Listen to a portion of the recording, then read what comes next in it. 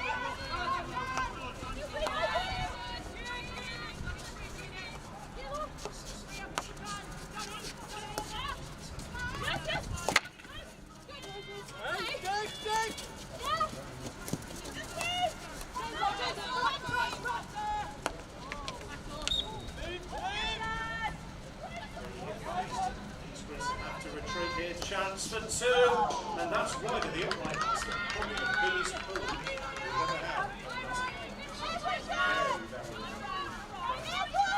Chance for two. Difficult opportunity, but a very presentable one on the same.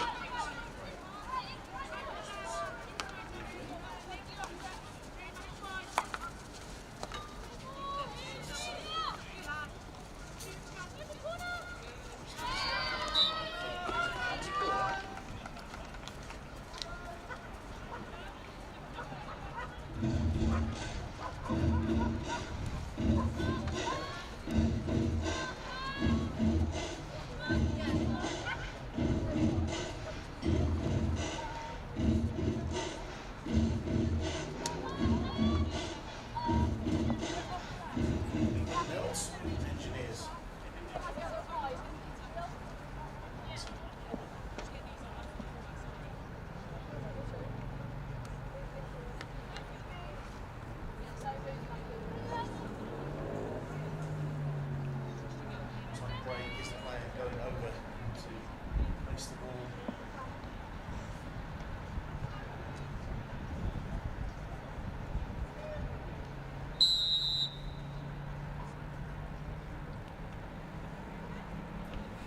Just waiting for everyone to be ready online. A lot of attacking options around the edge of the circle for East Grinstead. Low Beeston plays the ball towards the goal. It's like a defensive set. We've got a repeat penalty corner here.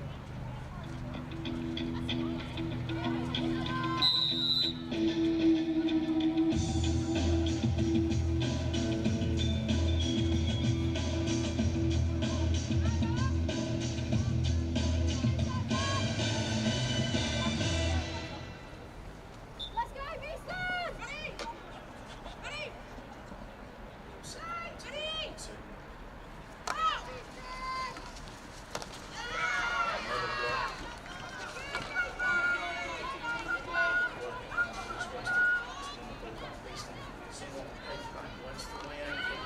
The ball's been lost. Flicked away. Under pressure this champions.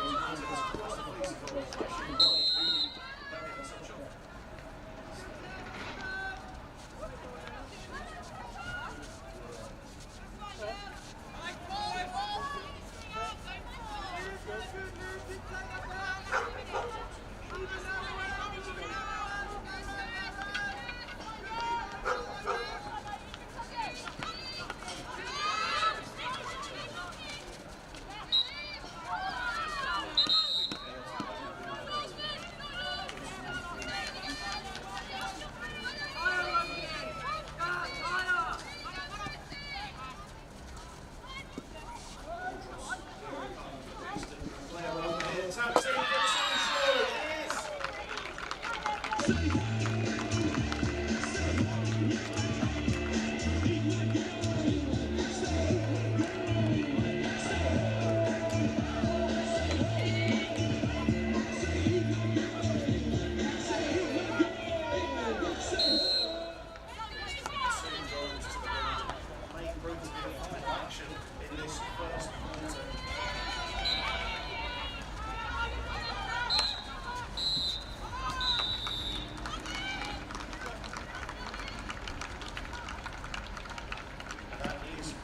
Time Beeston have a 2-0 lead over the league champions. We'll catch our breath. Two people in front of the goal scorers we've got. Just a goal further on our scoreboard when we get that second goal.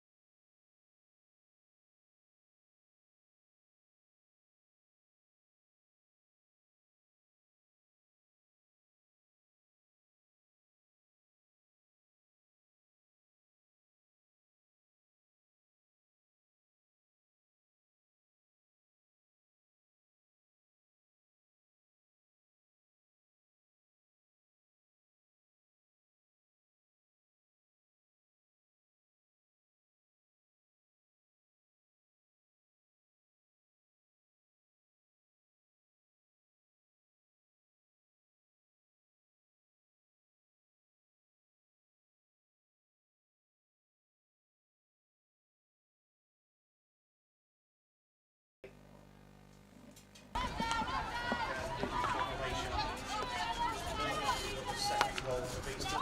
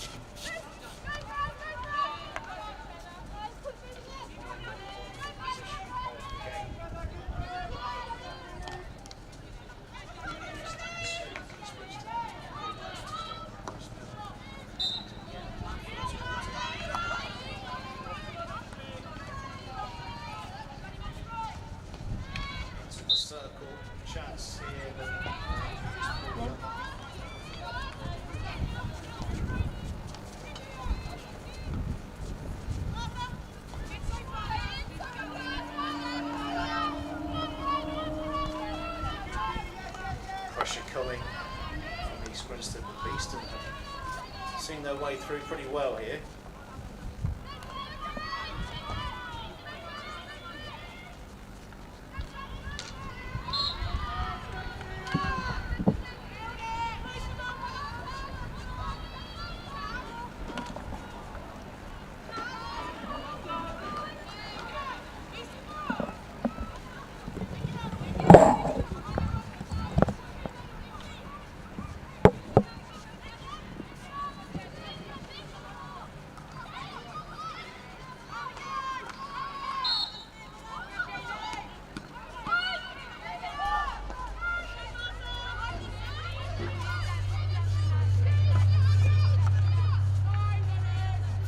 It works out what the problem is.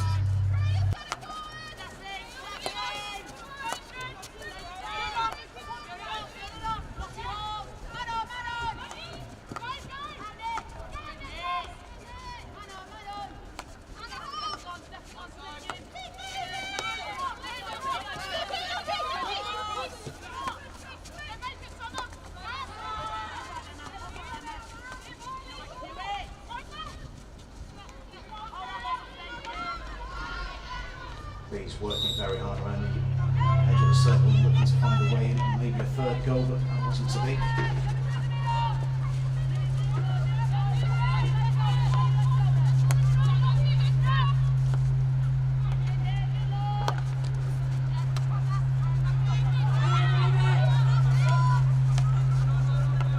Very calm in midfield.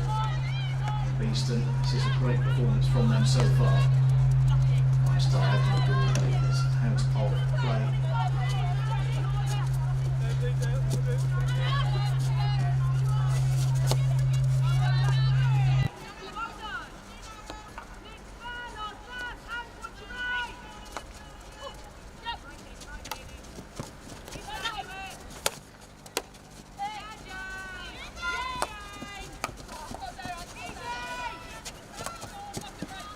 Nice ball down the right hand side for Jane Kilpatrick to work from.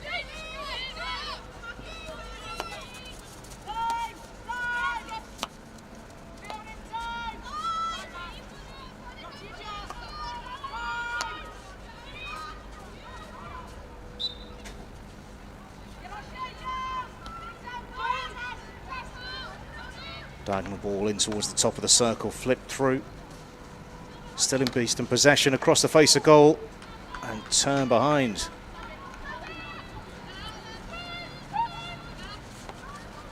Very efficient in front of goal today, Beeston.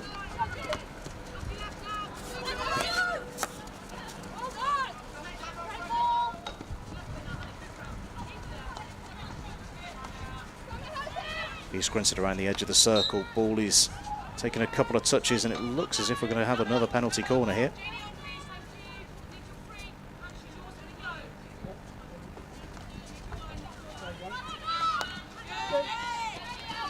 No, we're not. We are live again.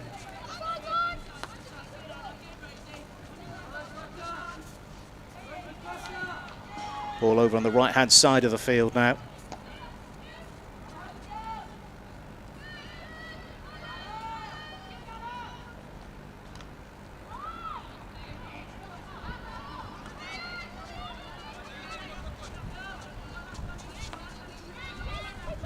A lot of space. Anna Moore takes a touch. And Beeston mop up in defence.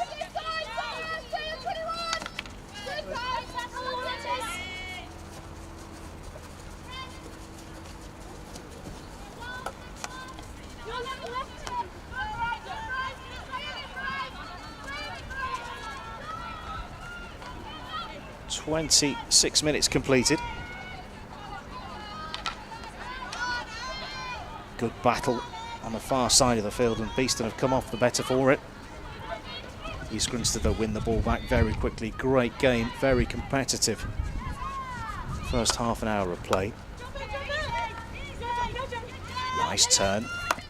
Ball punched towards the top of the circle, popping up off the stick and out of play, tapped behind. A sideline ball.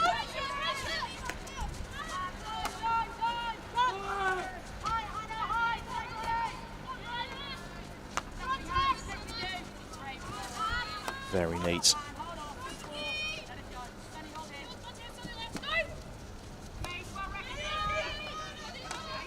Punched into the circle again. Still with Beeston on the left-hand side. A couple of attempted interceptions. It's not come off. It's dribbled through. And East Grinstead work their way up to the halfway line. Moving very quickly. Beeston equal to it. Terrific first half performance.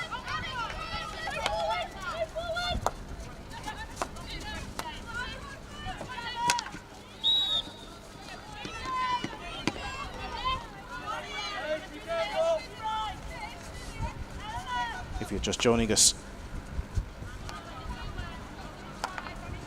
these are the champions, East Grinstead. 2 goals down to Beeston, looking to make it 2 from 2. First ever home win over East Grinstead. They're looking to get today.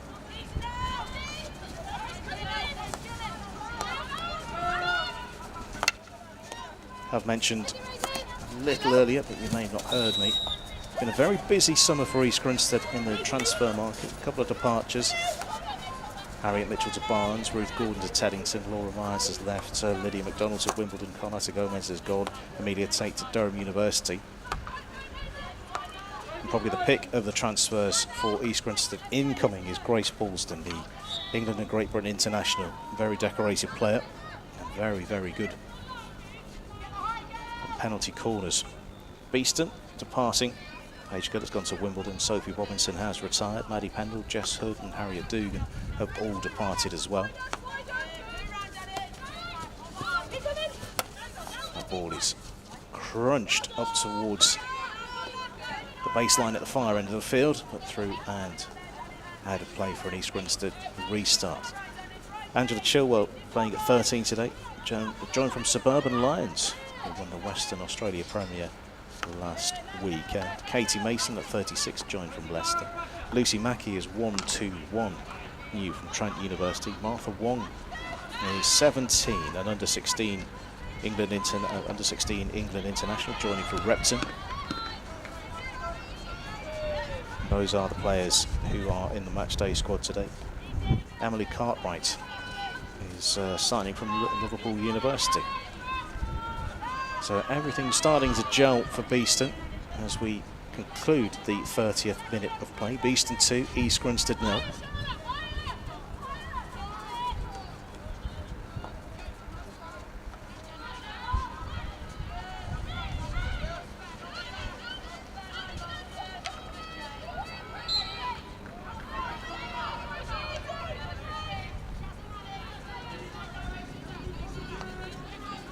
It is a very warm day. We will have a water break. The pitch will be watered at half time. So we will be breaking for half time and we will soak the pitch.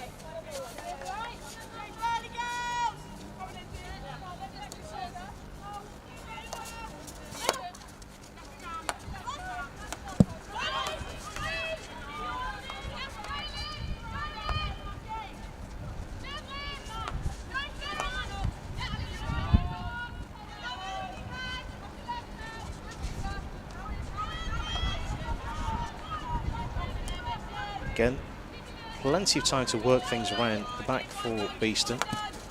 And Anna Cusack will stretch and reach for that one, but it's been turned over. Lily Walker brings the ball back over halfway. Roper was bringing it forward and will be involved again here.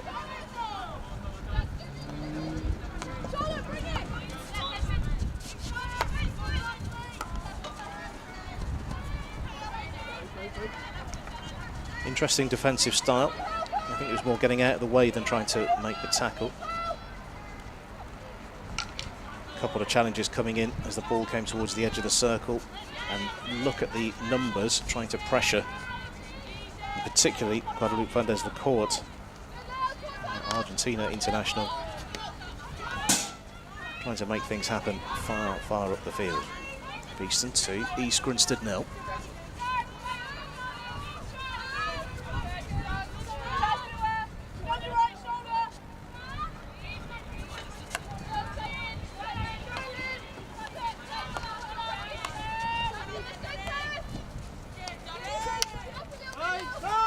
Big call of play. Lacourt doing very well to ride a couple of challenges. But equally Beeston strong in defence. Roper brings it forward now in towards the circle, looking to find a touch or a way through at the moment. Beeston resolute as they bring the ball towards halfway on the left-hand side. A good run under an awful lot of pressure on the far side of the field. Free hit from here.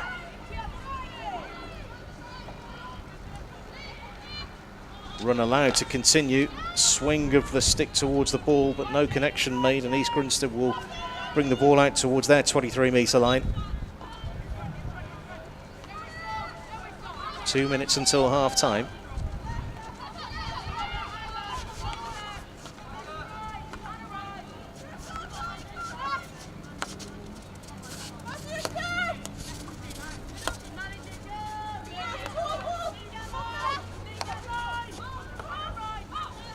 Sun's just gone in, which I think will benefit of quite a few of the players. It's a very warm day. It has been a very warm day in Nottingham. And as I said, we will be watering the pitch at half-time. It's been played in a good place though regardless. East Grinstead looking to get back on terms before the end of the first half. But again, Beeston strong in defence. Beeston in white, black and white today. East Grinstead in blue, white and blue.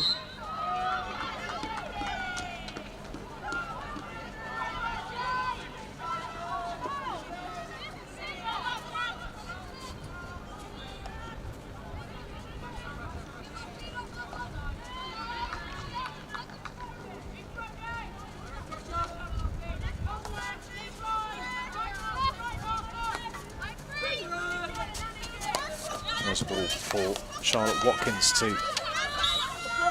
work forward. And that's gone the way of the home side.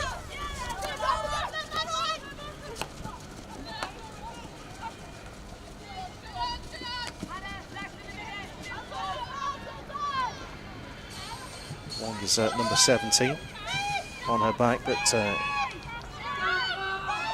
name's not necessarily matching the owners of the shirts today. Aerial ball, one for Tess Howard to chase, but look at the listen to the applause at the end of the second quarter. The first half concludes. It's Beeston 2, champions East Grinstead 0. A reminder of the goal scorers: Hannah Grieve with a penalty stroke and a Caris Miller goal from open play again in the first quarter. That puts us very finely poised for the second half, which will be about 10 minutes away. A reminder, we will be watering. The water cannons are on now, so we'll be breaking off, giving you some more information very, very soon.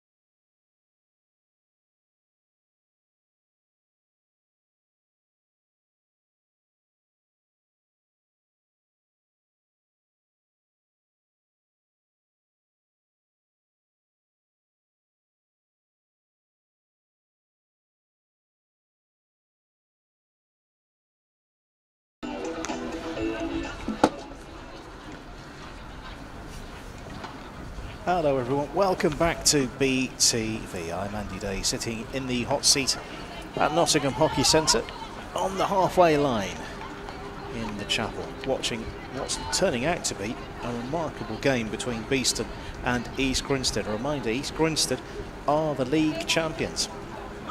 Beeston have never beaten East Grinstead here at Nottingham Hockey Centre. Will that stay the same with 35 minutes still to play? Beeston in the unusual home colours of white, black and white. East Grinstead in blue, white and blue today. And it is Beeston to get us going for the start of the second half. Playing right to left on your screen. We've just had the pitch watered at half time. It was a very, very warm first half of hockey.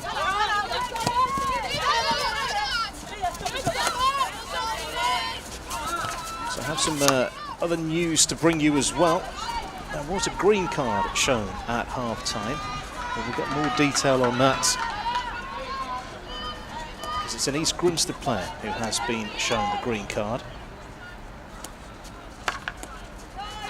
And getting confirmation of that in due course. So Beeston playing with a player up at the moment. Nice measured ball down the line. And Jane Kilpatrick boarding towards the circle. The sweep of the arm indicates it's a long corner for Beeston. And also bringing you a correction as well. We were advised incorrectly of the goal scorer for the second goal for Beeston. It's a double for Hannah Green, because that ball is in. Didn't get a touch.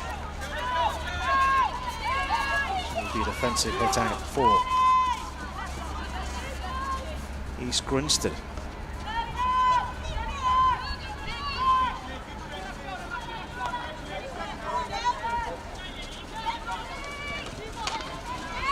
Sun coming out again, shadows lengthening over the field in Nottingham.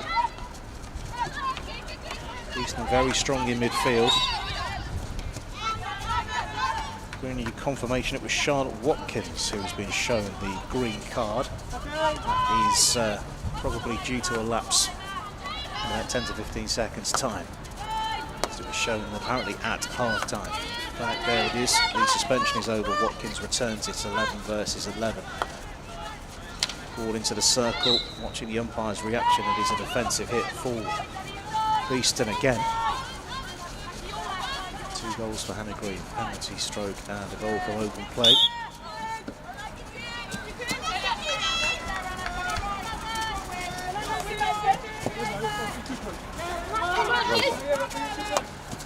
Plays the ball inside. LaCourte. Very good game, LaCourte. All action being over every piece of the field of play. Tenacious.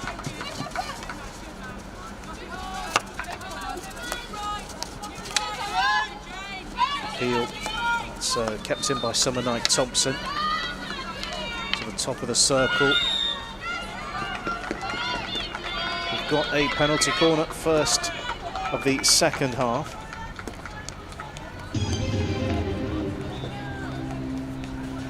You can see Grace Ballston, 31, on her back. Just seeing how this occurred. Roper, hustle, bustle, urgency in towards the circle, making something happen. You can see in the replay Ballston making way up to the top of the circle. Sophie Bray has placed the ball down on the spot, ready to deliver.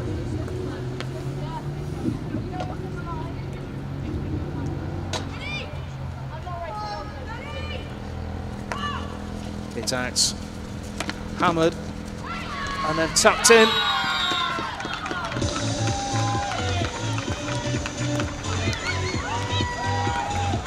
The first shot was blocked. East Grinstead, though, managed to convert on the second attempt. We'll bring you confirmation of the goal scorer as soon as we get it.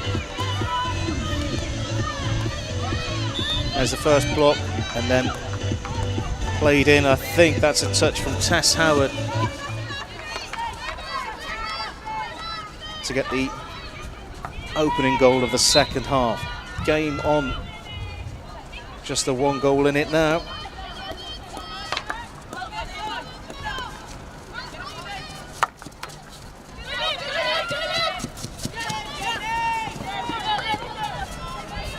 I was saying a little early on, Tess Howard, who had an excellent performance here, I think it was back in March. Phenomenal couple of goals. If you're looking for more hockey to watch, see if you can find out those goals scored here earlier in the year.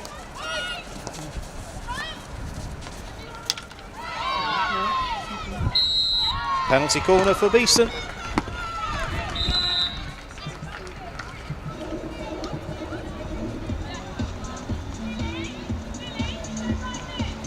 It's all go here. It really is all go. Very quick movement from Beeston. Nice stuff in towards the top of the circle.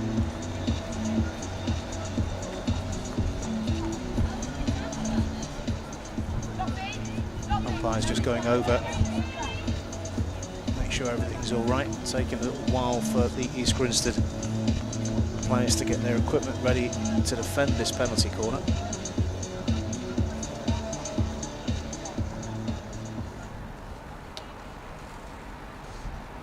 So we are set, pretty much. No, we are a couple of face protectors away from being ready.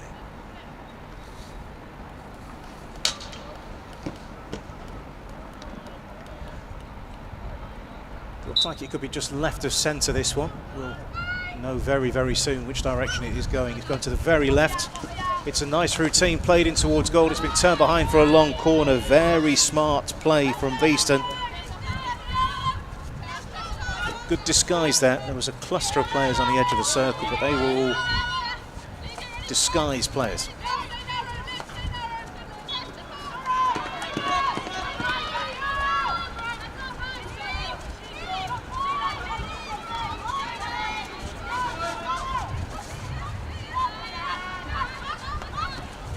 Flick pass, popped up. Stevens. Now Bray is robbed of the ball for East Grinstead.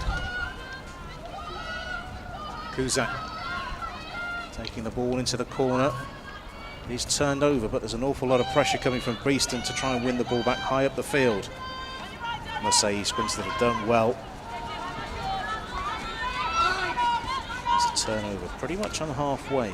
And, both teams struggling to keep possession of the ball for more than a couple of seconds in this exchange of play. Free hit for Beeston. You can see all the way over on the Beeston left is Jane Kilpatrick, but the idea is to play the ball back into the middle of the field, and that's working so far for Beeston. Kilpatrick still offering the ball. Here she is. Summers.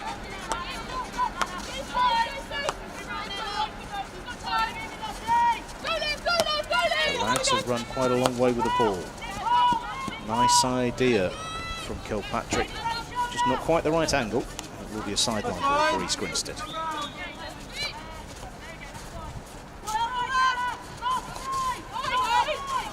Carrier ball taken down very smartly. That's nice towards the top of the circle. Played in low. Can it take a touch? And we will stop. It's a defensive hit for East Grinstead. Very, very neat, incisive work from Beeston. Battered towards Kilpatrick, who can't get a touch on it. It is nudged away.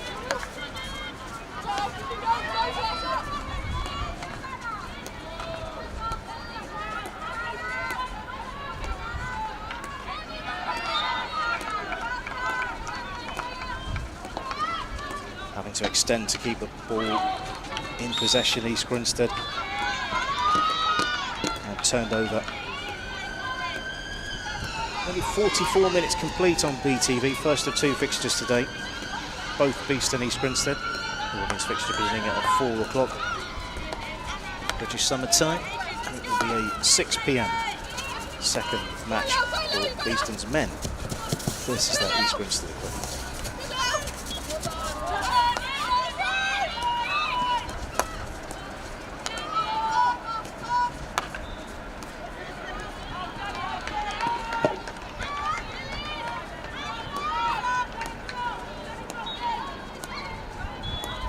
match officials. Christina Donovan, very experienced on the halfway line. The umpiring team, Kripal Sahota and Claire White.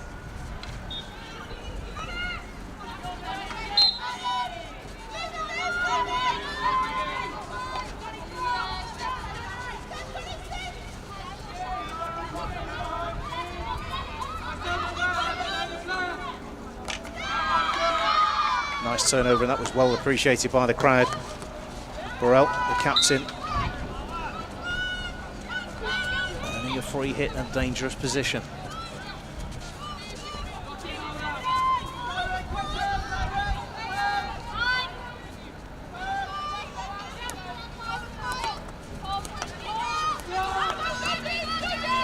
Summers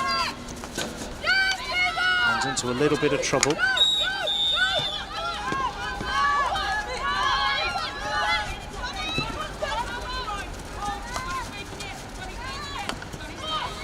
Well watched in the Beeston defence there. However, the transfer isn't ideal.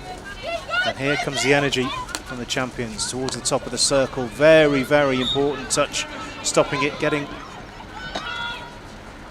That was Bray who was almost certain to get a shot away if the ball had gone through to her. Beeston 2, East Grinstead 1. Lofted ball, bounces once. Into possession from Molly Mason. Pressure coming from Beeston, but East Grinstead have got a lot of time. Anna Moore, I think this is with the orange glove on. And it's good from Summer Knight Thompson, who lays it back off to Anna Moore.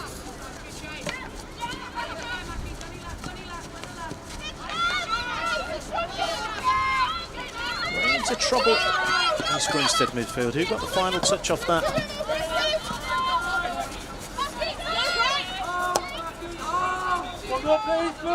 Mackie with 1-2-1.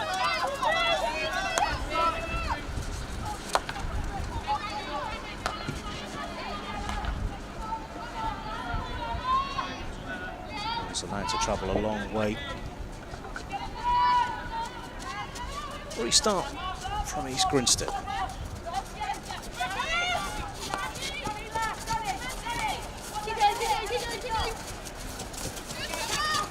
Scoop ball forward, and that's a nice bit of play, looking to find Summer Knight Thompson on the right hand side. To the baseline she goes. Touch defensively, trying to find a way into the circle, but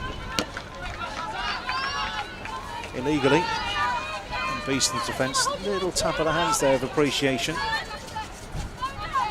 Just one goal in it at the moment.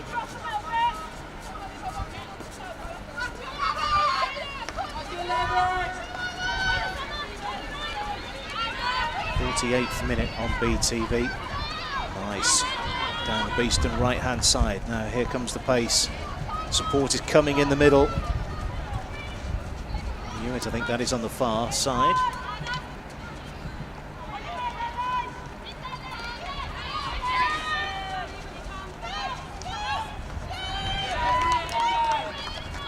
Good to hear the crowd very vocal here at Nottingham Hockey Centre today. If you're watching this back, it's great to hear your support. It is very audible. Nudged away by Fausti.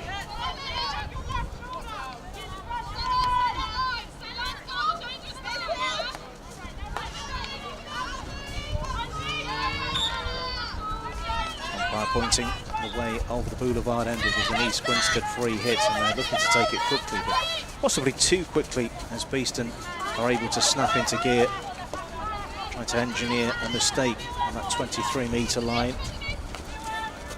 With close control though. And East Grinstead have come out of this very well. Roper continues to run.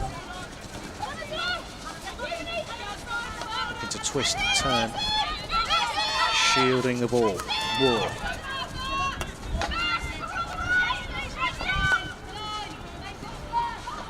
Ballston with a layoff to the left-hand side. Sun has dropped back in again. Ballston once more. Whips the ball off to the left.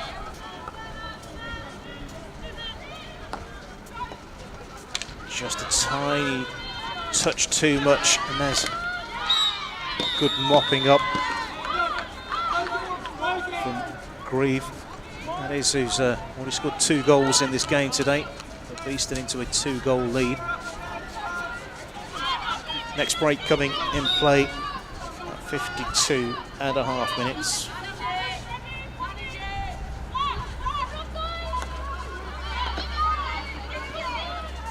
There's 20 minutes of the match still remain. Plenty can happen. We've seen an awful lot over the years on BTV. Of course, you don't get to be champions without that quality, steel, determination that we've seen from East Grinstead over the season that's gone by. I'd say Beeston have done very, very well today. I think they've been very calm. The ball kept in play. Yes, it is.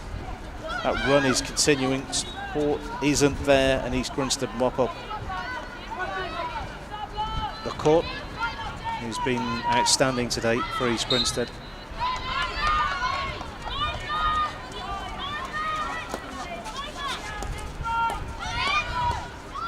Pit ball taken down out of the air. Nice little bit of delay on that pass. Made it a little easier to find the recipient just inside. 90 seconds or so until 3/4 time. Nice turn from Wong. He's done very well.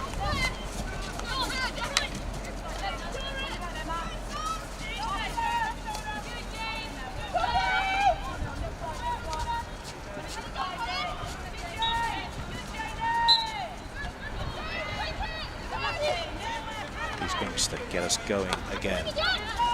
Forward to the middle of the field. Roper, who's been all action. You might be slightly more familiar with Laura Roper, MBE, as Laura Unsworth. Most decorated players in England and GB hockey history. Animal looks to go towards the baseline. That runs out of play. There's still time.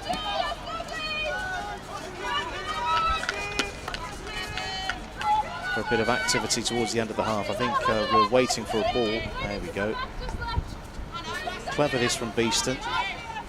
Just looking to delay ever so slightly the restart. Although that wasn't in the script. Giving a turnover on the 23-metre line. Howard, goal scorer for East Grinstead. Played the ball onto a foot from the sideline ball, so it will be Beeston to go from around about here, and this is probably this. The ball pops up over Tess Howard's stick. One more.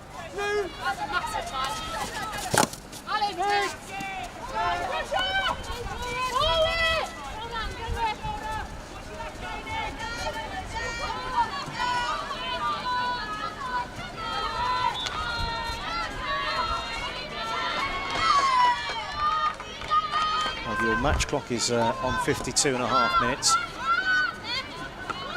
Must have had a stoppage somewhere as we're continuing to play in the 3rd quarter.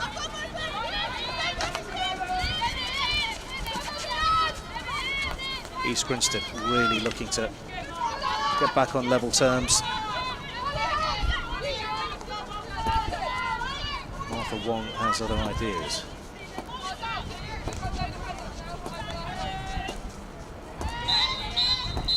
Over the defensive stick, and that is it for 3/4 time. 52.5 minutes have elapsed, and the players rush off ready for their instructions for the final 17.5 minutes of play. It is Beeston 2, East Grinstead 1.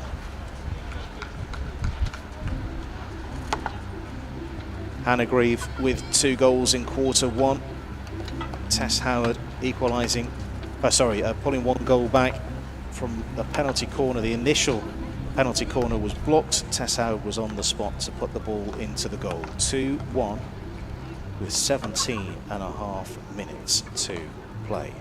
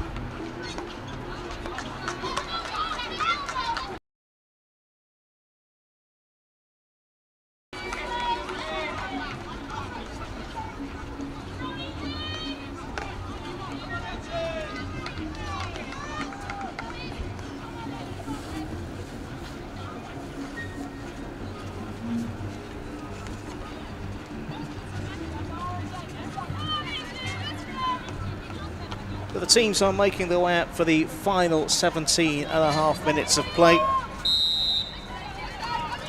We are off and rolling. We have news as well of 2 green cards that have happened in that third quarter. Lauren Burrell, the captain of Beeston, and Lottie Summers, number 15, also shown a green card. Both of those cards have elapsed.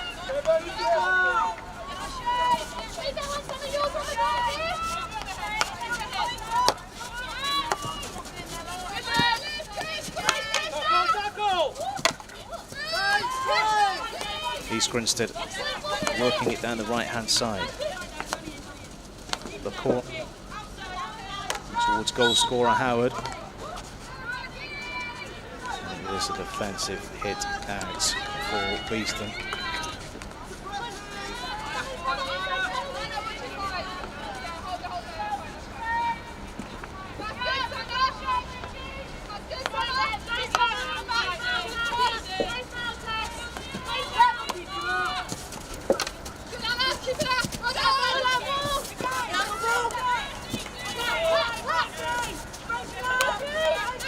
From the restart.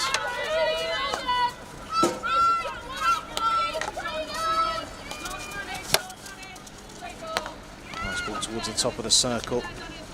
And Beeston get a stick on that. Yes, they do. And the ball up towards halfway. It's a strong challenge. Looks like it's an illegal one.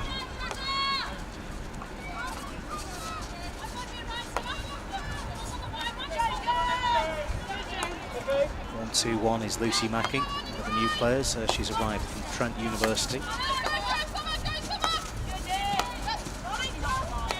Kilpatrick, a little bit of time. Summers.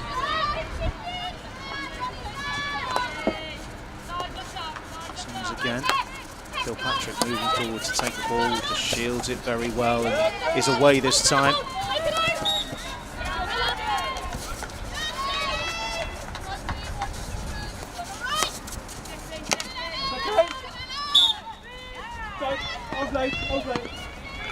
Free hit for Beeston.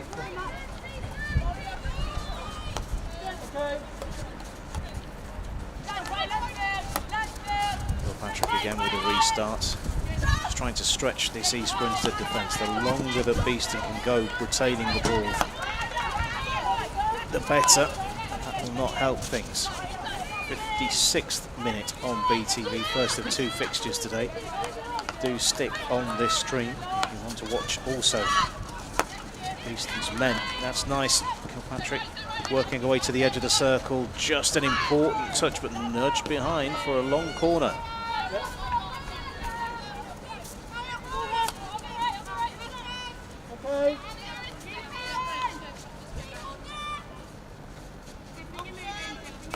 Moss.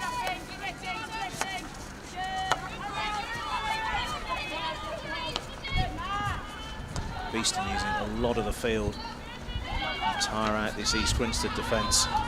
They're standing up to what Beeston are throwing at them at the moment.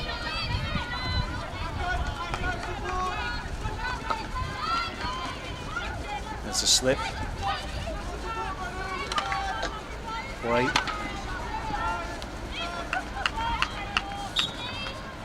Cluster of players at the top of the circle. Roper fires it low. And I think we've got a penalty corner.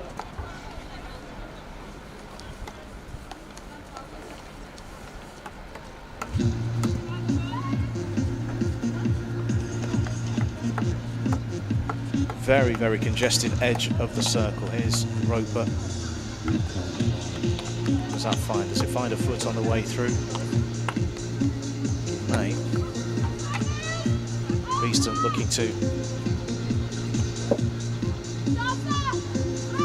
not concede a second, and it's then from a penalty corner.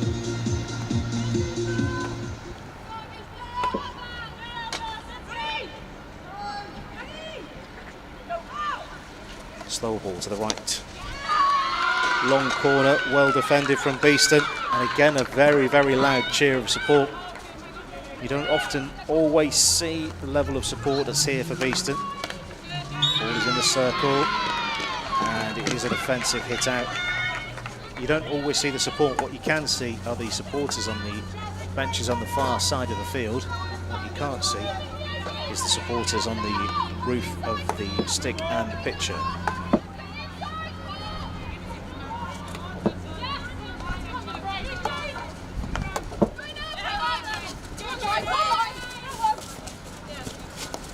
Nice again from Jane Kilpatrick. There's the layoff. I knew it. There's an interesting idea, a little bit of frustration. At the moment it's Beeston who are a goal to the good.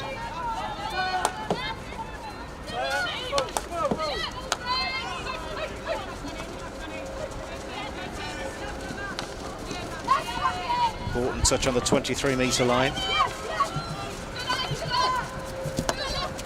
Well controlled from Rosie Stevens. Bees trying to take the sting out of the game with such over 11 minutes still to play. Clip ball forward.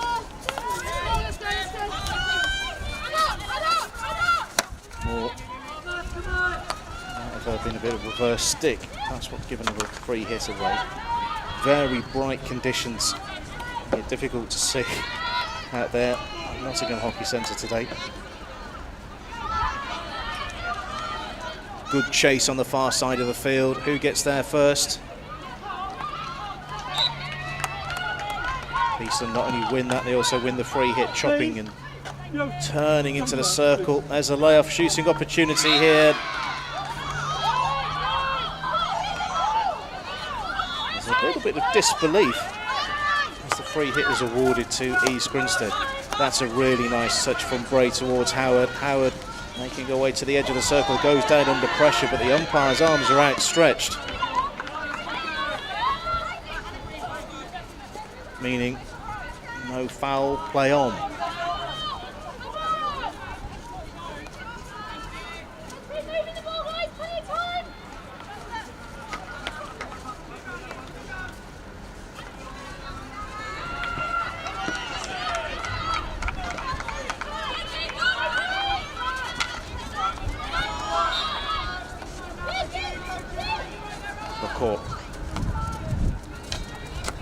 Finds Moore with a shallow diagonal ball in towards the circle, takes a touch from Bray. And again, appreciation from the crowd for the defensive work that Beeston have put in. It's a real shift today.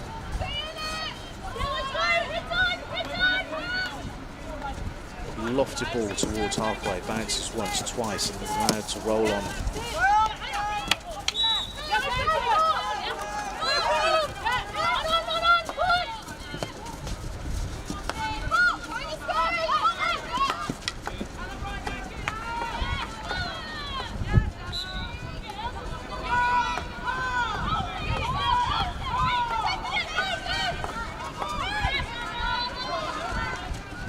Grinstead working it to the 23-metre line again. free hit from here. Beeston looking to set in defence. There's a runner on the right-hand side. And did that take a touch off? It was a Beeston defensive touch. That's a long corner for the champions. That first ball in, just found a Beeston stick. The second ball has been picked off and Beeston will clear. There is a really good energy about this game.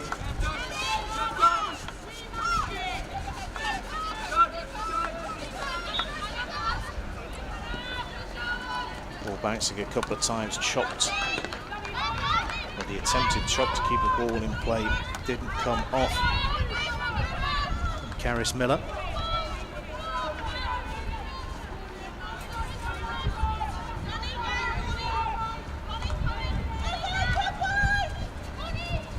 Beeston working hard to block the angles in, and they've engineered that one very neatly, but possession is very brief. As East Grinstead in the blue make it over halfway again, trying to sniff out an equaliser as they're over the 23-metre line.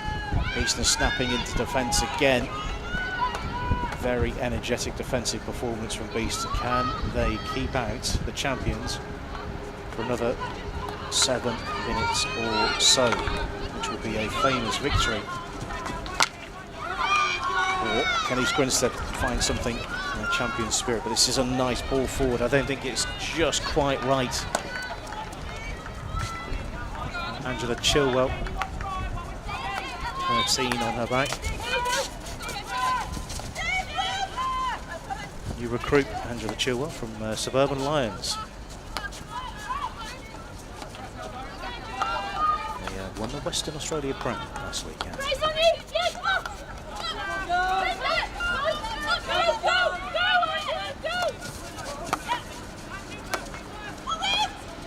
Urgent ball forward, taking a touch, and I think Bray is indicating that it should be a long corner. Roper with a restart.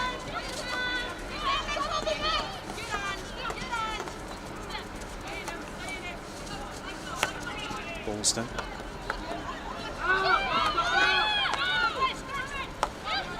Receives it again, plays it towards the right hand side of the circle, but there's just too much heat on it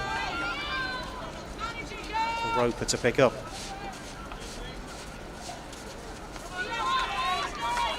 Bit of game management creeping in. Every couple of seconds you can take off the clock, the better from a Beeston perspective. 6 minutes to play.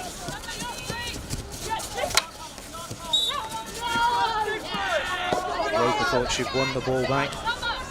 It was a Beeston ball. Again, every couple of seconds you can take off the clock. There's another couple of seconds you're denying possession for East Grinstead. Football taken down.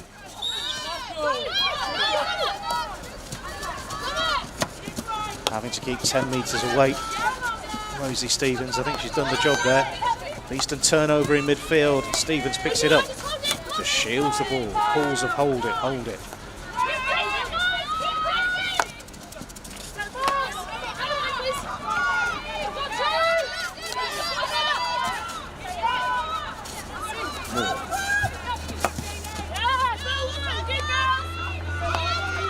Tiny bit of frustration starting to creep in with 2 balls on the field.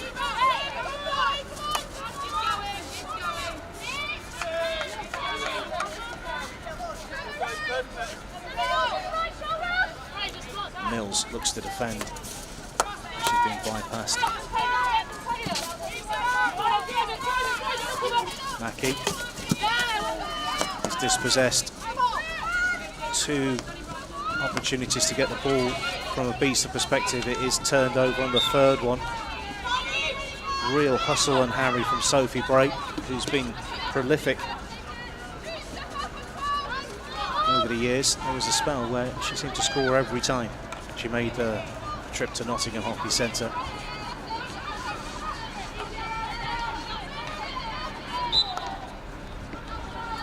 Scored here since 2020.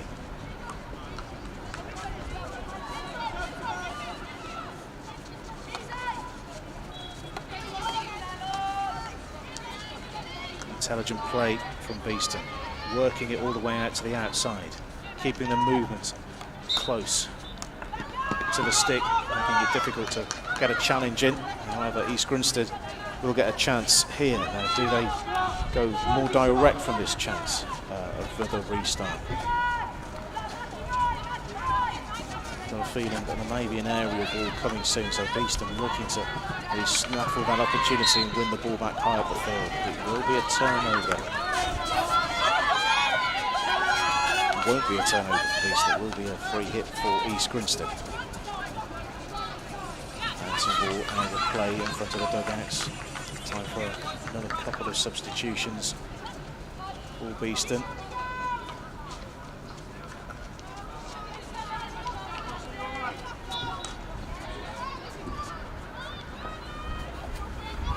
Slowing the game down. Is it the right thing to do? Yes, if you do it properly and if it's a success. Aerial ball, taking a couple of flicks. Falstish with the ball forward. Howard. Great. Hustle and Harry just outside the circle. Wins a free hit. Everyone having to retreat a little bit and the ball goes into the circle. The umpire indicates danger. And so it will be a Beeston free hit. 2.5 minutes on the match clock. A reminder that Beeston have never beaten East Grinstead here at Nottingham Hockey Centre. And a win over the champions, followed a week after a win over Wimbledon. That'll be a real statement of intent. But you can't guarantee that. East Grinstead, very dangerous team still. Great amount of experience and talent on the field. Free hit, less than 2 minutes to play. Can Beeston secure the 3 points? A very historic 3 points if it comes off. Will East Grinstead get another opportunity?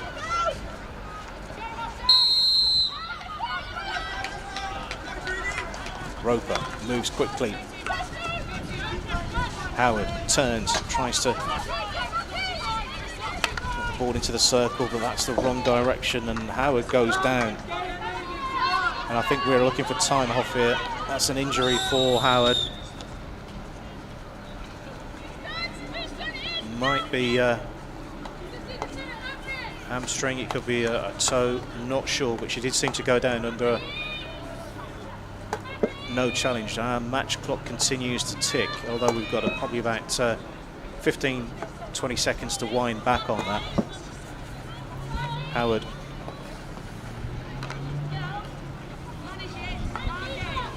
Is moving, but not 100%.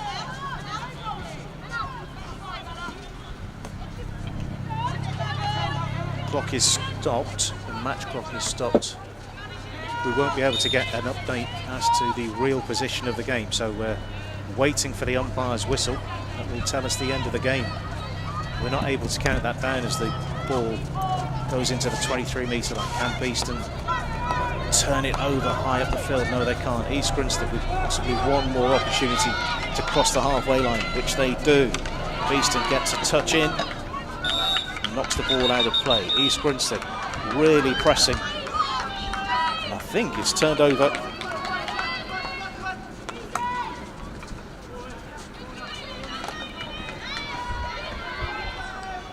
Ball is still running all the way out of play. It will be a restart for East Grinstead. We don't know how long is left on the match. Falstish looks for the ball on halfway, but she's been ignored. The ball's gone back. There's not long left in the game. Ball up towards the top of the circle. Howard. Powers the ball in, takes a touch. Everyone looking at the umpire. Is there a penalty corner here? No. Ball is still live. One more opportunity in the game for sure.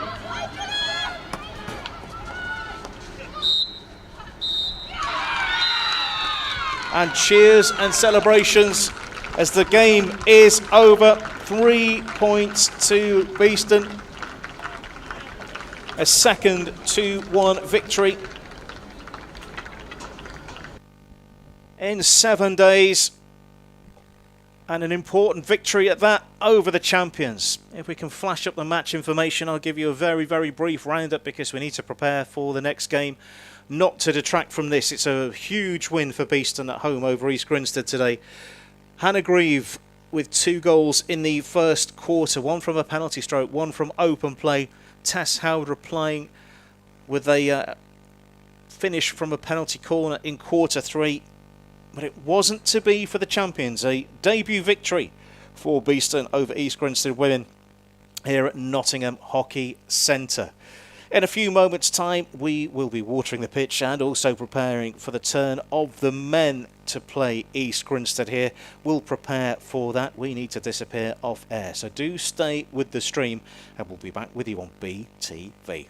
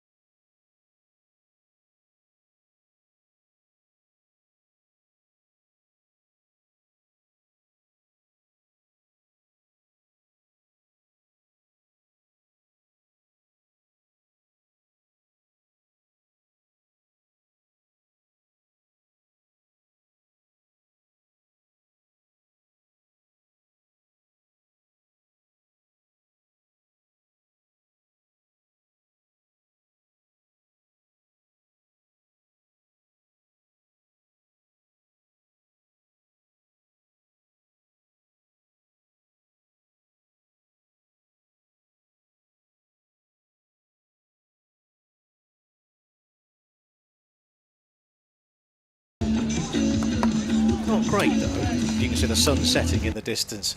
What's over that way, Mus? I don't know, but it's very bright and in our eyes at the moment. Yeah. I was thinking, is that Derby over there? I don't know. But what we have is the second part of our double header today of action in the Premier Division. It's Beeston versus East Grinstead. Already today, Beeston's women have overcome the champions, East Grinstead. And we've got a cracking game in prospect. East Grinstead defeated at home last week in the men's competition. Yes. Beeston's men travelled away to Wimbledon, and it was quite a goal fest. Yes, it was. I spoke to Stephen Wood about it, and the journey was long and took them a long time to get there. Warm prep and everything else was affected, and they felt they played well in parts, but Wimbledon just a bit too powerful on the day. Also, both teams have been very active in the transfer market. A couple of departures, a couple of additions from both sides. We'll work our way through that in a couple of minutes or over the course of the game. In a few moments, yes, the teams are just about to make their way into position. Using the control tower here, we can possibly make them G themselves up. Let's see if we can press the button to make the walkout happen. If you've been joining us, Andy Day here is the voice you can hear. Sitting alongside me is Steve Musson. Good evening. You've already had a busy day on the hockey field, haven't you? Yep, working with the development squad, the threes here. We had a win against West Bridgeford in Midlands Division 2, so that was very promising for the youngsters. And obviously looking forward to this game now. So the teams are just about to walk out. I'll keep saying it'll happen. What's the positive reinforcement or something? That's the thing that Noel Edmonds believes in. Yes. So what we have got is Beeston in a slightly unfamiliar home kit of white, black and yellow today. East Grinstead, I think, have gone for blue, white and white. Well, like I said, visibility not ideal today. I think until that sun goes, it's quite unusual to find it in that position at this time of the year, but here we go. So the teams are being led out at today's match umpires. Andy Higgins and Amar Chudasama. And Beeston with a new look Beeston. Craigie Taylor is the goalkeeper. Some of the fixtures as you were, but a couple of new faces in there. Who stands out for you? Well, the new faces? There's one new face in there, Sahib Dillon, very, very talented player. It's only 12 months ago he was sort of playing threes and twos at the club here. As a defender, he's exceptional, and I think he's got a great future ahead of him. Obviously, Henry Croft getting more powerful by the week. And then over to East Grinstead, of course, the ever-present Simon Faulkner, who leads by example in everything that he does, and is very dangerous from short corners. So that'll be dangerous for Beeston, and have to take care of that. Looking at the East Grinstead side, they have lost a couple of players. We were talking off air before. Tom Crowson has departed for Hampstead and Westminster, but a couple of the additions there are very familiar with Nottingham and the environs. Yeah, that's right. And there's 5 University of Nottingham players in the East Grinstead side. I think a couple of them have actually gone back and have played previously at East Grinstead. But it was quite a departure from Nottingham University and a benefit for East Grinstead. So, we've met the teams, we've met the umpires, you know who we are. And we've already had one really, really good game. Apologies if you missed out on some of my wise words in the commentary in the first portion of that. That's entirely my fault. Right. But we'll try and gloss over that. It never happened. Absolutely never happened. What can you see happening today? Because these two teams finished in the bottom reaches of the division last year. And I think both sides will be looking at this, thinking to themselves, well, if they're going to get into any kind of a run in this tough Premier League, these are the games that they're going to have to win. So it's going to be extremely competitive, both having lost their first game last week. East Grinstead very disappointed to have lost to Oxted by the odd goal last week, and Beeston probably not so surprised that they lost to Wimbledon, but nevertheless looking to see this young side gel and see if it can play well in its home ground. So Beeston have broken. Their huddle is complete. I press the button that makes the walkout music stop, so we should be moments away from the game beginning. So Beeston versus East Grinstead, two teams that are coming off an opening weekend defeat. Yes, yeah, that's right. But you know, I've got a sneaking suspicion that this will be quite a good game of hockey. The competitive edge will be high for sure. Both sides contain some quality hockey players, so I would expect this to be from the start a competitive match. And we are off and underway. Once again, to recap, Beeston in a slightly unfamiliar white, black and yellow. East Grinstead in blue, white and white. Beeston playing from left to right on your screens, defending the car park end and attacking the boulevard end, and East Grinstead doing the opposite, defending the boulevard end and attacking the opposite. And Ross Stott already trying to win a ball high up the field for East Grinstead. I wonder if the players of East Grinstead and Beeston were watching the previous fixture, or were they focused on their own preparations? I think that, to be honest, I saw them watching. So both teams were watching. Yeah. So Beeston straight away into quite a bit of possession there, but as ever, these you have to take care when passing the ball into the midfield, and East Grinstead wise to that and have won possession back quickly off Beeston's defence. Difficult place to defend. Straight away, right hand side for East Grinstead attack. And it's a free hit in a dangerous position and a lost stick in the process as well. Yeah, this is where most teams are looking to upgrade that possession to a penalty corner, shot on target or something of that sort. Defence need to be on their mettle, making sure that they defend this baseline. East Grinstead still in their Beeston getting quite low defence, which is necessary to put them on the ball, so they'll be trying to get this out of here, out of this tight space, and create a bit of a breather. I've had a slightly confusing bit of information about a change of numbers on the East Grinstead team sheet, but we'll get to that in a moment, see if we can understand that. What we do have is Ross Stott, who's taking the ball forward and forward and forward, and that popping off. Yeah, that needs to be tidied up by Beeston in defence. It still leaves the ball with East Grinstead. This is Wood giving the ball to, I think that's Craverstock. Here's Wood again. Yeah, good period of possession for East Grinstead, looking in control of everything at the moment. Beeston having to make sure that their setup, defensive setup, is right, and make life difficult for East Grinstead, who are quite obviously trying to find the D with a bit of space. It's quite an open start to the game, even though it's been majority East Grinstead possession. There's been huge areas of the field. There has, yeah. Beeston quite deep, defending quite deep. That's very skillful to get round the Beeston player there. And at last, Beeston feel that they've got to give themselves a little bit of breathing space.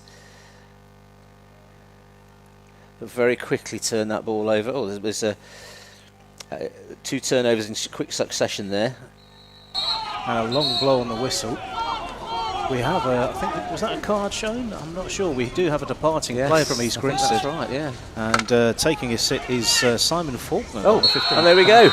So the ball bounced across the D, and I think that's Brendan Andrews. Just a small touch, just lifted it over the keeper's pads.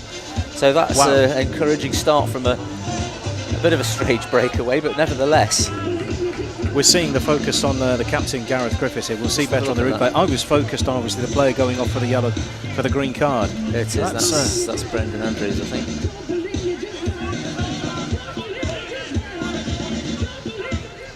He'll be pleased with that. He's well, it's a very, very good start for Beeston. 3 minutes on the clock. It's a goal. Well, the key now is you have to respond to scoring a goal as much as you do to conceding one, really, because you need to maintain possession. The last thing you want to do is let your opponents back in quickly. So Beeston will go through a period of time now of trying to keep this ball, string a lot of passes together, and just steadily build up the play. And I'll tell you what, sometimes players can go all the way through the 2 minutes and not have any benefit from the card. Yes. And Beeston really took advantage. They did, that's right. I think it just disrupted the defence, and as you say, Andy, as the player was leaving, the focus was elsewhere, and that allowed Beeston to get that ball into the D. If that was Brendan Andrews, I think it was. I'm pleased for him, because he wrestled all last year playing twos hockey, desperately wanted to play for the first team, trains extremely hard, travels a long way to get here as well, so it would be great for him. Jamie Rawlings there, number 23, back in the Beeston side this year. He's been playing quite a while in Australia. And he's potentially Beeston's #1 penalty corner flicker now. I was seeing some information. I was given some detail from Gareth Griffiths this week, the captain, and it's quite startling, as you were saying, about going to Australia. Jamie Rawlings, yes, scored 27 rugby. That's right, and made the All-Star team in the Australian League. Yeah. Can't knock that, can you? Not at all. I think it's be interesting to see what effect it's had on him, because he was a little bit in the shadow of Jamie Golden last year, who played very well for Beeston. And I think that having that sort of #1 slot for him now will be good for his confidence, particularly with that trip down under. Beeston missing a player at the moment who they would like to have in the squad. Ollie Ashdown, who's sort of wrestling with a broken foot. I think he's a couple of weeks off being able to play competitively. I think we're about to see another card. We have seen another card. And so it's Beeston's turn to have a player have a seat, and that's Balraj Panesar, I think, has gone off, has he? It is Panesar at 31. Stick tackle by the looks of things. This is where, again, you need to be careful that the cards, they do have an effect in that immediate time after the card's been given, where a bit of reorganisation is required. It also shows me that my squad numbering is absolutely kaput. Right. Okay, the information we had on the screen is right. I'm absolutely sure that these teams give us the team sheet and then shuffle the numbers straight afterwards. I think what we've got is a difference between the official squad numbers for the season and then playing in older kit as new kit is on board. And I'm sure that's a familiar thing for a lot of teams. It is, yeah. It surprises me that the kit's never ready for the start of the season. So useful aerial out, but it went straight to an East Grinstead player there, so not particularly useful for Beeston, but it was good at taking the pressure off for a bit. This is where East Grinstead have been dangerous a couple of times, just heading towards that back line. Important touch as well, just nudging it off the back, so it's a long corner for East Grinstead. This is going the distance to, you see that? That's padded away. That's the first touch at Nottingham Hockey Centre for Craigie Taylor. He's got his shot off very nicely there. I didn't see which East Grinstead player it was, but it's tight to get a shot away on the reverse stick like that, and he did it very well, and it was on target. They go again. Watching that. Well, it wasn't straight through. The umpire's pointing for a long corner there. Must have taken the smallest of touches on the way through. Yeah. This is a delicate little phase, knowing how far you want to step out as a defensive setup to stop this East Grinstead. And that's another work of another dive for Craigie Taylor. And East Grinstead having a few shots here, and I know, without much of a challenge. That's right, and this is the only thing that's sort of bothered me in the early phase. It's at least making sure they set up defensively well enough, but putting enough pressure on the East Grinstead transfer when they switch the ball from side to side. So looks like the card for Balraj Panesar is over. And yep, both teams back up to full strength. Just to mark the yards. So 8 minutes gone. Real energy about the early exchanges in this game. Beeston. Good movement from Beeston down the right hand side. Winning a free hit on the 23-metre line. That's Ollie Richmond. Looks like he's alright. Good bit of space, but not the best of crosses. I think if you're going to make a cross into the D, it's got to be aimed at the far post. Anything to the near post, very, very difficult unless you've got a target leading player. It just tends to just fly off the back of the pitch, as we saw there. I'm just reading my notes from earlier in the week from Gareth Griffiths. The threats from Beeston this season. Interplay. This team is earning a reputation for attractive interplay down the channels, so that's something to look out for. Definitely, yes, I agree with that.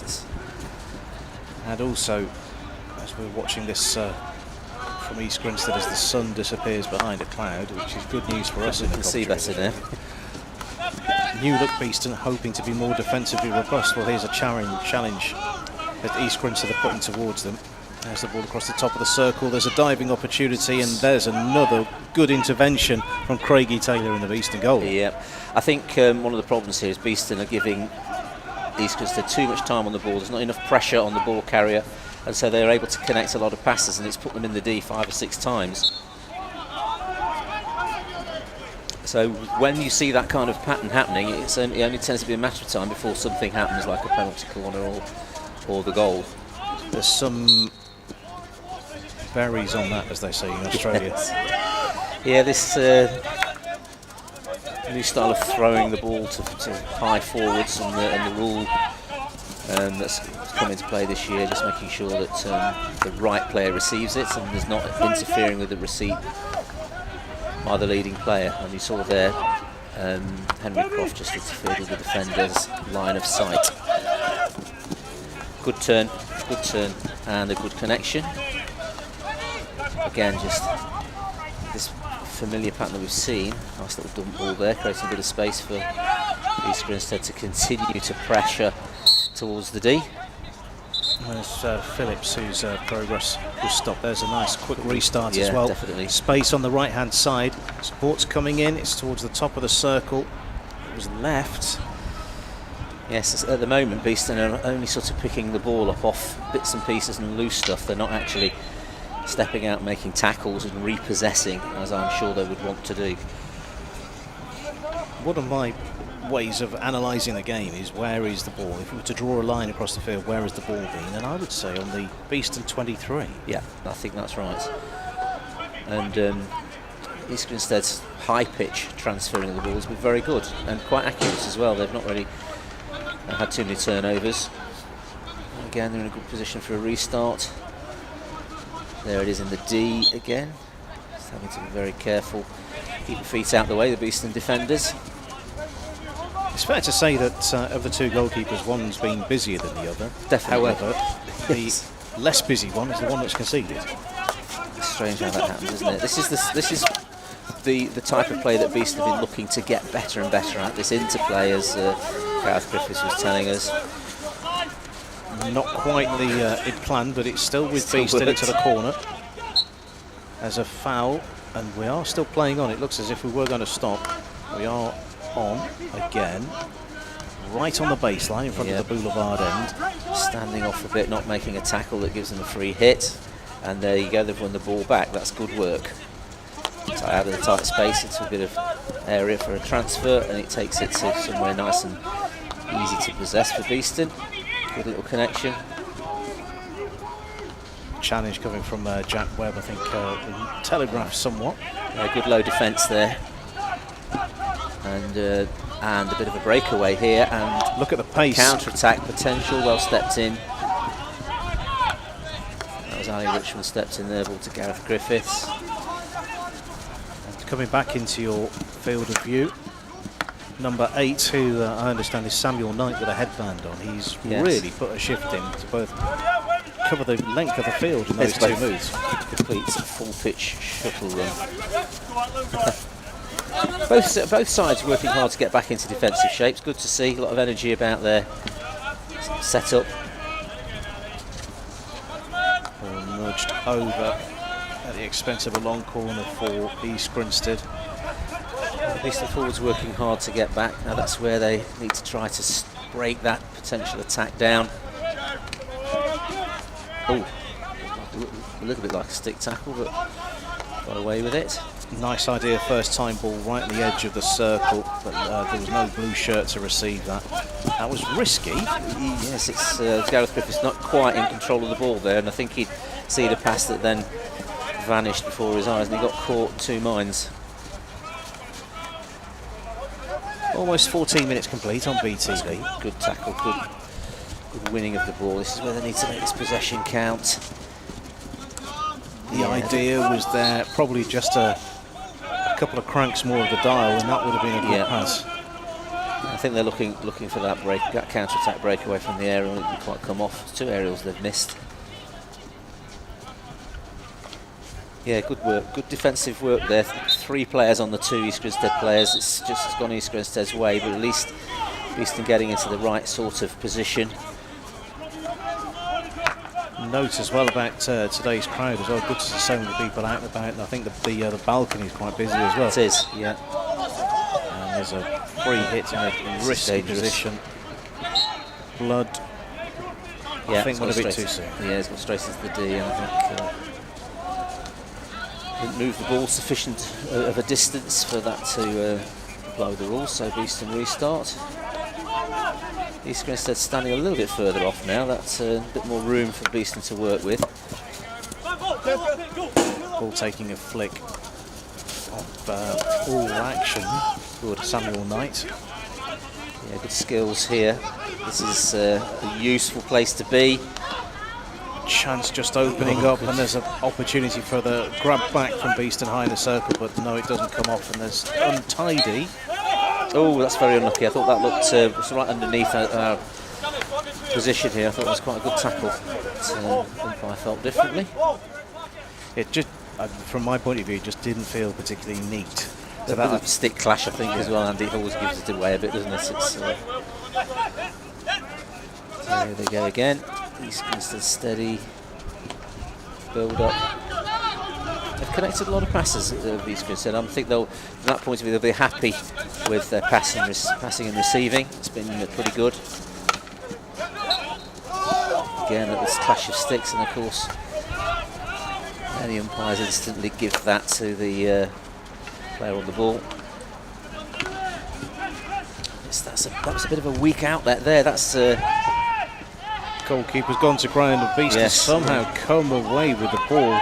That looked almost like it could have been a penalty stroke. Yeah, they were. Beeston had a moment where they could clear that away, and they missed the opportunity, and it gave a second wave attack to East Grinstead, which could have been very dangerous. Disappointment on Max Lowry. Neither player there, Beeston or East Grinstead, in any kind of a position to receive that aerial, so it's just come off the side. Max Lowry, one of the new faces at East Grinstead, coming from Wimbledon. I think, yeah, that's right. GDP development player. This is the type of hockey Beeston wanted to play. This sort of incisive passes that eliminate a line of players, and then of course that's good. Now he's outside the D. Had he been inside the D at that point, that could have quite easily been a penalty corner. Beeston looking to feed that in. Onto the baseline, across the face, and that's really good defensive work from East Grinstead. Yeah. Well watched by the umpire. Yes, they've done that well, because that was dangerous position for Beeston. Just a little slip and a finish, and that could have been a goal. But good low defensive position from each of the involved East Grinstead defenders. Very necessary skill nowadays to be able to defend that baseline. You're using your body in a way that isn't obstruction. That's right. Long corner we go. You have to perfect the art of running quickly whilst being virtually on all fours. Space for East Grinstead to work it down the left-hand side as a fired-in ball. That was quite high, that was, I think. I was going to say that, thought that was there's going to be an umpire whistle there, and it's a big aerial. Now, where's that going? That's nicely taken down. Well watched, of course, facing away from the ball as well, which is additionally more difficult. That's a good takedown as well. Smith looks to receive it again, but doesn't. A few little mistakes now, just to give and take with the ball. Looking at just trying to get out of. Looking at our match clock, we have 17.5 minutes played. There must have been a stoppage that we haven't accounted for, so we'll wait for the umpire's whistle. This first quarter continuing. Here we go, they want to put this in the D, and it's been very nicely collected by the East Grinstead defender, and there's the quarter time whistle. Well, pretty evenly matched in lots of ways. East Grinstead spent a bit more time on the ball there. Their high pitch transfer work has been very good. They've had some success on the right hand side and getting to the baseline. They've forced Beeston to make a few good defensive tackles and saves in the goal. But the card and the counter attack from Beeston combined to create that breakaway goal. So as the beautiful sky over Nottinghamshire starts to darken, I think we can see the floodlights are on. By the way, if you're new here, these are the new LED that's floodlights right, as well. So it's good to see them getting a workout. What are you a fan of these later starts? Well, I think it's been something they've talked about for a long time, really. I mean, I think you always think about after the game and the travelling side, getting home and everything, but it does give an opportunity for more people, particularly on a Saturday, those who've been playing, to actually see some hockey. So, and I think also the combination of men's and ladies teams travelling together is a good idea. I think there are definitely certain good things about it. It's good to get the two teams together. It's good to get a day out of it. Yes. And if you're more inclined to watch, if you're coming to one match and you get a second one for free, great. That's right. And you can engender that support. Yeah. It's not great for commentators, though. You've 2 games down already today, Andy. Oh well, it's all about getting that preparation time. It really condenses the time. Yes, it's all good, and we are back again next week, by the way. Just to mark your card, same time next week, Saturday the 30th of September. Beeston Clifton Robinsons in the Women's Vitality Premier Division at 4 o'clock. Beeston Southgate in the Men's Premier Division at 6 o'clock. So 2 great lucky fixtures to tune in for this time next week. That's right. Our focus though returns to this week and what's in front of us outside of the window. Beeston 1, East Grinstead 0 in the Men's Premier Division, and eternally grateful for the sun disappearing in. We can now see a bit more clearly. Haven't seen much of Henry Croft so far. Apparently by all accounts he had an excellent game against Wimbledon last week, scoring 2 goals. 2 very late goals, 58 and 59. Yes. So I think it'll be he won't be quiet for long. I'm sure there'll be one of these quarters where he shows up and gets stuck in. You were describing earlier on as having more powerful every week. I'd hate to see what it'd be like at Christmas. Yes. East Grinstead pressed towards the corner, however 3 white-shirted Beeston players make it very difficult, and they win the ball back and then turn it over almost instantly. That is careless, and that's the last thing you want when you've done all the hard work to defend the attack and to get possession. Just give it straight back to your opponent. Beeston very deep again and allowing East Grinstead to find these feeds to a midfield player. Free hit for blood. East Grinstead assuming the same position they were into before. Goalkeeper's come out, and that's a good start. He had to do that. He had to get out to that because there was quite a lot of space. Looks like he might have... that certainly was fired powerfully at Craigie Taylor. Quick update on him, player for New Zealand in the Sultan of Johor Cup in 2019. The Gareth Griffiths and Toby Stanley won the tournament with Great Britain. Electrician by trade, currently fitting solar panels on the clubhouse. Yes, I heard about that, yes, the solar panels. and he's up and moving around okay. He's certainly, by the way, Simon Hujwan, the reason why Craigie Taylor is between the sticks for Beeston is it's a retirement. There was, for many years service for Simon Hujwan, and I think felt it was time to step away.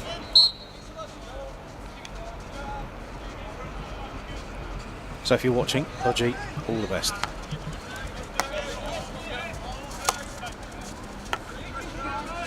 Yeah, some wonderful performances from him over the seasons. Ball for East Grinstead. I think this is where East Grinstead have had most success getting down the right-hand side, just in terms of possession and that territory. Skipping ball, long corner again. Yeah, Beeston quite switched on to the defensive shape needed. There's a lot of good transfer side to side by the Beeston defensive players, just making sure that all the angles into the D are covered. Spent a lot of time in hockey matches running from side to side, just without the ball. This is dangerous. This is quite dangerous. Grab a stop with the initial run. Yeah, this is what's been worrying me really. The number of times you progress over the 23 and into the D, sooner or later the stats just stack up and you end up with a penalty corner or a goal, and it's been a little bit coming over the last 10 minutes or so. But that ball needs stopping before it's fired into the D. So that's where the mistake gets made. Toby Stanley not able to get low enough behind that, and it's hit his foot. So, who's the most likely striker of the ball for East Grinstead? Simon Faulkner, would we think? Is he lining up? Well, that's the player to look out for. Number 15 on his back is what you're looking at. It's the tall figure just in front. You can see walking to the left-hand side of the circle now. Yeah, he's a candidate. Very powerful. And the Beeston will have to be on their mettle here. Get their lines of running right. Keep wide-eyed.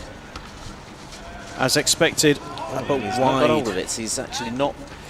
He tried to put that down the keeper's left-hand side, but didn't really get hold of the ball. It's just didn't get a hold of it. It did travel, didn't it? It was.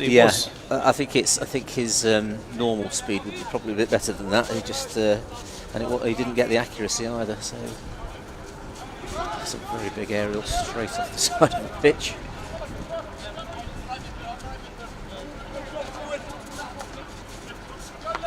Well, it's interesting how you choose to use aerials. I mean, huge aerials can be very difficult to control, but little aerials like that, where they're passed and become an airborne pass, are very useful indeed. And again, if you get that right, you can actually take out a complete line of players, of defensive players. I must say I've been impressed with East Grinstead's preciseness. Yes, I agree. With the passing of the ball, it's been crisp, it's been to the right player most of the time. Not every time, obviously. We've just seen a turnover from that pass, but Beeston have done pretty well. Very nice to get out there. And there's a big challenge come in. I think we've seen a card shown. Yeah. And I think it might be Dan Faulkner. I think that's right. I think Toby Stanley travelling quickly with the ball was a little bit away from him, but the nature of the tackle. Yeah, you could see a collision coming a mile away, couldn't you?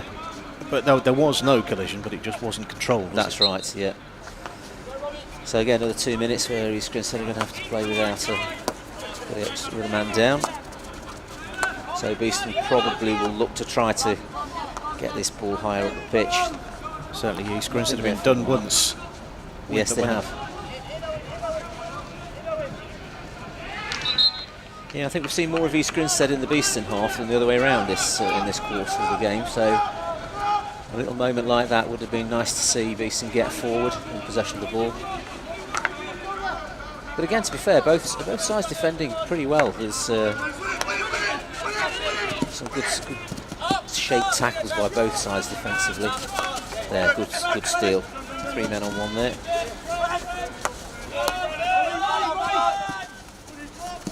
Knight really trying to make a nuisance of himself.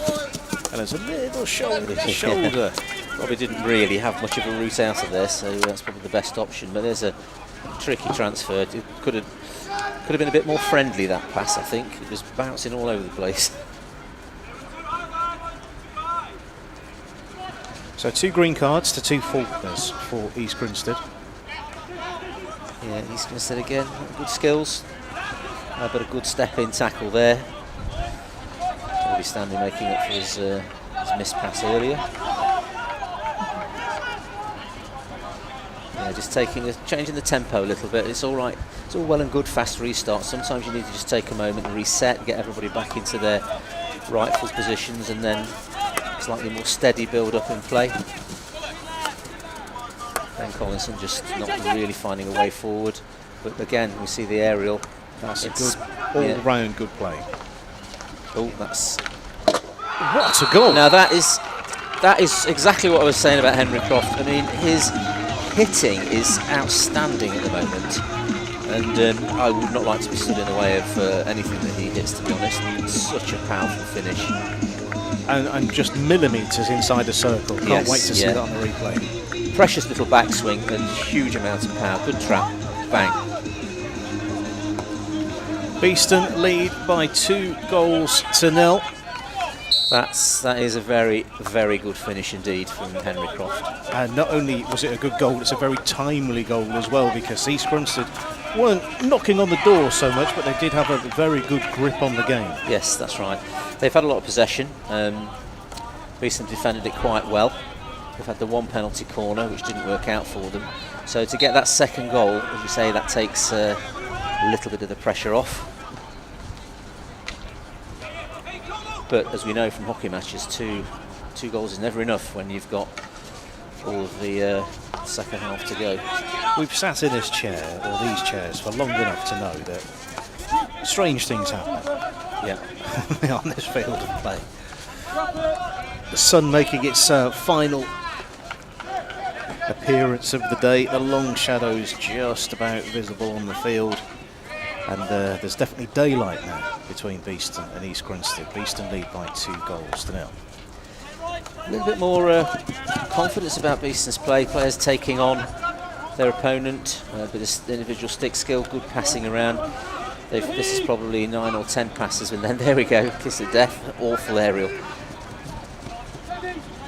That's well measured mopped up. defending. Very well mopped up. Lucky. Risky. Just take a bit more care.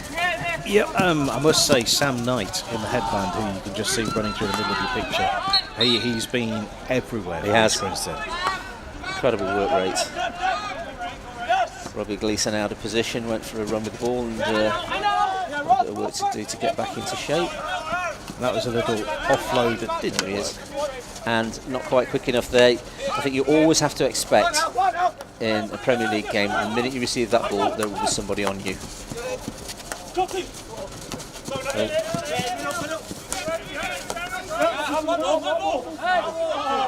Richmond's right in front of our cameras here. Simon Faulkner just using a bit of tricky skills and finding a foot or a shin pad.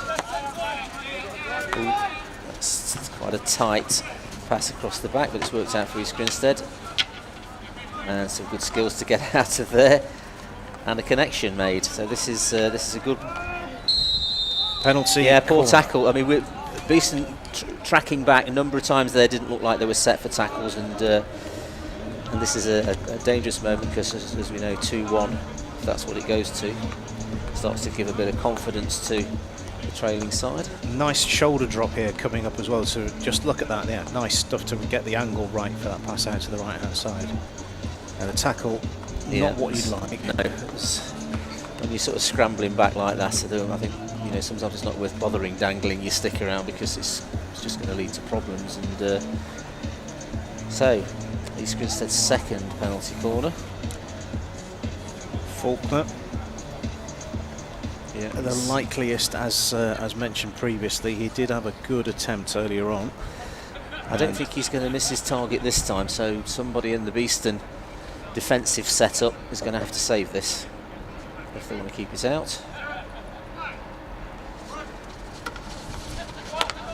And it's a great save, stick save from the goalkeeper. Stick save, very, very good indeed.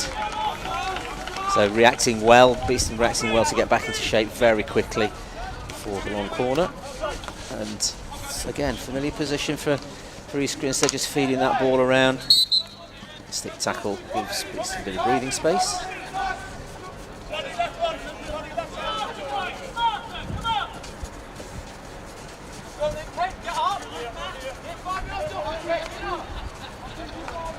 So that was Henry Croft's third goal in 2 games. Very much Relatively quick succession as well, because there were 2 quite late goals last week, weren't they? And then yes. Hi Richmond, very good on the ball. Tight, basic skills. Very rare that he is dispossessed. Oh, that's fallen loose. Dodgy moments for East Grinstead there. It's like mistrapping the D. Could have gone to anybody really. Nicely fed through. Now there is a bit of space here. Beeston just trying to get back into defensive shape. And it's good enough to just, at that stage, just slow the play down and get everybody set. Good positioning. Yeah. You don't have to have a mad swing at it, just enough to dislodge. That's right. Sometimes it's just good enough to break it all down and that coming off the foot, and that was close. Why wasn't there a shot there? Well, I think the first thing I'd say about that is from the keeper's perspective, he could have done with kicking that in a better direction because it almost went straight back to the East Grinstead forward. I just think it was the bounce maybe caught him out a bit. Let's say that as a positive, those are sometimes ones that the goalkeepers can get wrong and create danger from yes, that. That's so right, yeah. Positives there, but yeah, the outlet ball wasn't... It does impress me sometimes how accurate the kicking from keepers can be, these huge pads and kickers they have on. East Grinstead again, you see, they have had a lot of possession. It's just not really worked out for them at the moment. But nevertheless, that when you get that kind of possession, Beeston should be thinking that the slightest little mistake and could be back in this game. Nice idea. Yeah. Good angle on that. It's into a right channel, looking towards Brendan Andrews. Yeah, I think he was aware that should have been something he tried to get on the end of, really, because it would have been in a good position. You're saying about kicking the ball. I once tried to kick the ball from halfway into the goal at Lee Valley, and that was a bad idea. Into the circle, long corner. Yeah. Again, I mean, Beeston, for the score line, Beeston have had to do a lot of this defending. They've spent more time running backwards, I think, than they have in sort of counter-attack mode. This precision from EG. Very close to being loose. What's the umpire's decision? Yeah, I think that's, I thought we were going to go for a free hit, but we're at advantage, I think. Yeah. Good skills. Now, where's that gone? That's just a few times the cross-field passes, the ones that really could be quite impressive passes, have missed their target, so something Beeston needs to tidy up a bit. That's not a very good trap. Number 6, I think it was Robbie Gleeson, actually. Don't thank me for being negative, but he should have trapped it. Yeah, that's the only way to avoid telling off, is do things right. Yes. See, I think this is where we're good cop, bad cop. Relentlessly positive, mate. I've already had an umpire warning today myself, but There's an untidy challenge in midfield. Are we going to see any further sanction? No, I think it's just a long blow of the whistle. see, it is interesting. Robbie Gleeson likes to receive the ball in the middle of the park. It is an instant thought process that somebody's going to close you down, and I think he needs to just... Yeah, penalty corner. You see, the rule now is such that because of the position of the forward on the baseline there in space, that the defender has closed the gap. That's why he's given the corner. East Grinstead don't quite think that that's right. Much debate about this new interpretation. If you talk us through the replay, I'll keep looking at what's happening. Big aerial, forward in place first, and defender steps across, and he was quite a way away from the forward, but nevertheless. Somewhat strong. Yeah, because there's quite an argument there that the distance between the receiving forward and the East Grinstead defender was far enough for it to become the East Grinstead defender's ball. But again, depending on how the interpretation goes, some umpires will give that and others won't. And the captain obviously within his rights to talk to the umpire and make his case, but I don't think it's very rare that the umpire will change his mind. That's or right. his or her mind. No, we don't see that happen very often. And look at that sky, by the way. We'll have a bit of that. Screen grab that one for the camera reel. Well, this is a pretty crucial moment in many ways. Looking at the time, the score, the balance between the two sides, East Grinstead pushing hard, potentially looking like they could get back into the game, but a penalty corner for Beeston at this part of the game would be quite a scoreline at half-time. So, under duress, East Grinstead are ready to defend this penalty corner. You were saying, we were talking earlier on about the likeliest taker. Jamie Rawlings, I think, by the looks of it. It looks like he's there, all shaped up and ready to go. It's low, it's booted out and comes off, and there's a wayward shot, and I think we've got an injury here. Dan Faulkner's gone to ground, and I think I think there was a collision between Brendan Andrews and Dan Faulkner, but I'm not quite sure, unless he's been hit with a stick on the turn. I think it was a follow through, I think. Yeah. That's just going to make East Grinstead feel much happier about things, isn't it? Yes, that's right. And probably flavour the half-time team talk, which is only, 22 minutes, 22 seconds away. Yeah. Well, I was surprised at that, really, because it almost looked like Jamie Rawlings just pushed that towards the keeper, and maybe, I know they've been working on follow-ups and that sort of thing, But I would have thought under the circumstances that it ought to have been giving it the beans and trying to get that third goal. I think we're double checking, and Dan Faulkner just over to the coaching team, and I think very, very unhappy, Yes. making a case towards Christine O'Donovan. And umpires coming over for a closer look, and I'm really not sure what's going on. If we can get a picture over there at halfway, if we can direct towards that, that'd be handy, but maybe we can't. Well, it didn't particularly look like Brendan Andrews did anything wrong. He just turned and tried to hit the ball, and that seemed to be where the collision occurred, the injury. Maybe the benches are losing the plot a little bit, really. Sometimes there's it's arguable whether it's justified or not, whether you can argue. I think there's a case to be made. It's not unfair, Yeah. but there's times you can take it by a tiny bit too far. We are rolling. It doesn't as if there's been any further disagreements. I think Christine O'Donovan is still having a chat with the coaching team of East Grinstead. Well, the whole thing felt wrong for East Grinstead, didn't it? Because they weren't happy with the corner being given in the first place, and then it nearly resulted in a nasty injury to one of their main players. So that you can see why they're concerned about exactly what went on. On the sideline for East Grinstead, we've got the relatively new setup. Wes Jackson, who's a former player.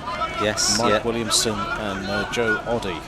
That's the trio. Mike Williamson, former Welsh coach, a very talented player himself. Would be a great acquisition for East Grinstead on the coaching staff. Of course, Wes, brother of Ashley Jackson, been a East Grinstead stalwart for many years. According to the press release, Wes Jackson replacing Dave Beckett, who departs after 3 years at East Grinstead. Let's just look at this and how this pans out. Time has fully elapsed on our match clock, but that doesn't mean that play has to stop.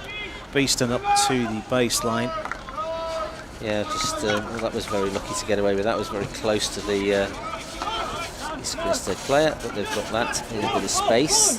No need to give this away now. Just nice pace towards Richmond, and that they pops up into the body. That wasn't the best of passes from Jamie Rawlings into that part of the pitch. Gifted tonight, pretty much. Floodlights very brightly shining, ready for the second half, which will be under the floodlights. Probably only moments away. We don't have any time. Good take. Will Prentice there, and very nice little feed. Oh dear! Missed. Now that is one of the biggest crimes in hockey: a free pass forward into space and a missed trap. And there's a great bit of anticipation.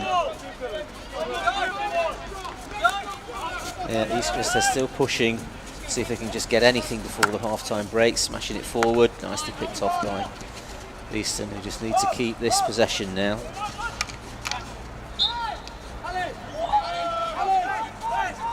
Bit of time. Take a bit of time. That's probably the best way to deal with this, so they don't do anything foolish. Just looking again at that very energetic interception from Dylan Imhon as the final whistle blows for the end of the half. A really, really good performance from Beeston. Yes, very good performance from both teams. However, it's Beeston that have the lead by 2-0. Brandon Andrews from close range at quarter-one, taking advantage of a green card that had just been shown. And then Henry Croft with a pile driver to make it 2-0 in quarter-two. Yes, yeah. I think it has been a good game. I think you can't fault East Grinstead's basics. I've enjoyed watching their high-pitch transfer and the way that they feed the ball towards the baseline. That's been very good for them. They've had the two corners, but the first goal from Beeston came at the point of a card for East Grinstead, which upset their rhythm, and of course you can't do much about a strike like that from Henry Croft. So there we have your wrap-up at the end of the first half. If you're watching along wherever you are in the world, do let us know via the wonders of social media who will take the 3 points. At the moment, it's Beeston in the driving seat as the floodlights are on, ready for the second half on BTV.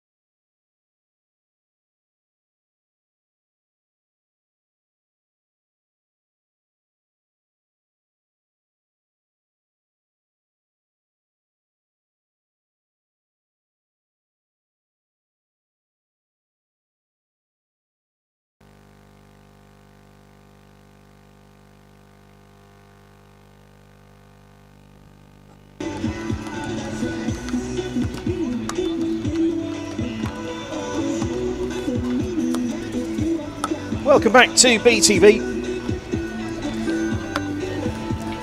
Look at that for a scene. Beautiful sky. It is very, very good. And I'll tell you what also looks good from a Beeston perspective is that scoreline in the top left corner of your screen. Beeston 2, East Grinstead 0. Brendan Andrews and Henry Croft, both from open play. Very different goals. Yes, they were. And Brendan Andrews will be pleased to get that one, just flicking it over the keeper's pads from close in. And then Henry Croft, completely the opposite, from the edge of the D, smashed it bottom corner. And a very potent finish indeed. So East Grinstead are ready for the second half. So it might be almost time to stick the light on here in the chapel. It's very rare we have the light on in the chapel. It's usually daylight in here. We'll be able to read our notes. Well, I would imagine that East Grinstead will be wanted to continue some of the stuff that they did exactly the same vein, because their build-up play, there was absolutely nothing wrong with that. They found their way into D many times, so the number of times they got into the D was good enough. It's just what happens after that, maybe more corners.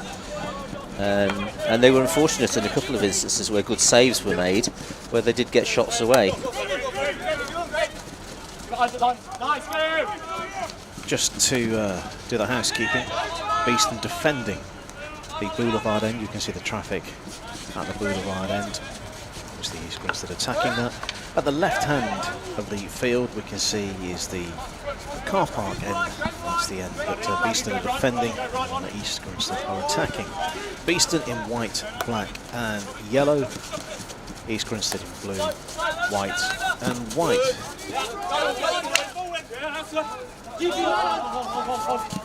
Whilst this second half underway, bit of a swish of the stick there. Yes, I think it was a nice little outlet, reverse stick outlet down the line. Brendan Andrews obviously had a long way to cover to get over there. Didn't quite make it. But again, there we go. Skills from East Grinstead, just working their way down the left side of the pitch. Restart from there. So similar feel to this build-up. They did this very well in the first half. I'm sure they'll continue to do that, forcing Beeston to do a lot of good defensive and mop-up work. And Robbie Gleeson doing very nicely there to get through the midfield. Ball with Henry Croft, so he'll be looking to put that somewhere dangerous, as he has. Nicely deflected away by East Grinstead's defence. Action again from Sam Knight, who's gone to ground. He's back up again okay now. There's definitely a player worth further looking at. Henry Croft crashing his way down the right-hand side. I think he was looking for to win a penalty corner there. Hasn't quite worked out for him, but they've got to restart in a very tight spot. That's tight. Right on top of it, shooting opportunity here. Oh my goodness. Well, a cheeky little roll towards the goal, but East Grinstead were wise to that and picked it off at the very last minute. East is still in possession. I must say I was expecting Dylan to come onto that and to clatter it, but that didn't quite come off. East Grinstead closest to the ball as they carried it a long way, looking for a potential penalty corner, but there's nothing there.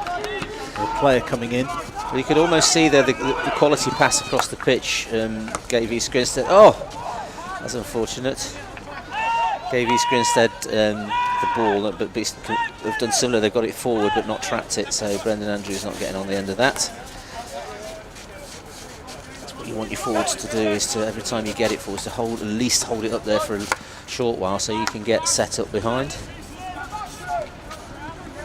Skills again, getting past Toby Stanley. Producer the body as well, letting the ball run, giving yourself a little bit of additional time to gather the ball.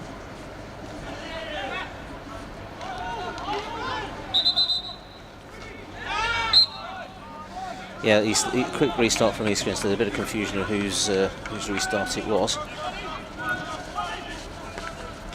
Going back to come forward. Back to this transfer that we saw earlier. Lovely. Nice first time. Look at the space. That's a very useful ball. And a very good bit of defending. Physical defending. Yeah. And again, it still kept the ball. Where's that going? look at the players it's drawn as well, so if there's an aerial here, it is. There we go. Joe Paul. Henry Croft crashing through players. I think, yeah, I was going to say, I think he deserved a free hit for that. It's a bit of a stick tackle as he went through between the two. Griffiths with a layoff. And space there for Gareth Griffiths. Just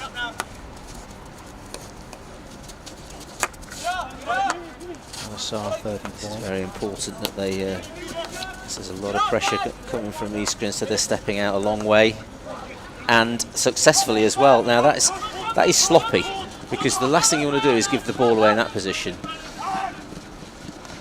Penalty corner. Penalty corner, and that's all because it wasn't cleared quickly enough at the point of transfer, and it could have been easily done.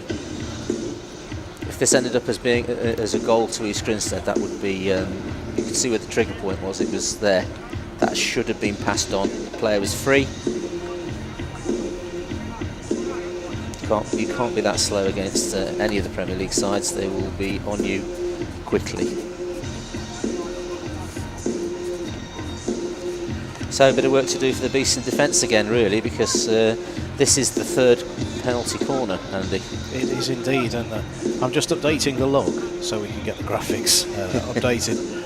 But yeah, you're right, it's the third penalty corner for East Grinstead, and they've come close. Yeah. It's a better routine on the first one rather than the second one, but yeah, if quite a lot of Premier League sides, you know, if they get 3 penalty corners, they get a goal. So a bit to do for Beeston's defence. Putting the armour on.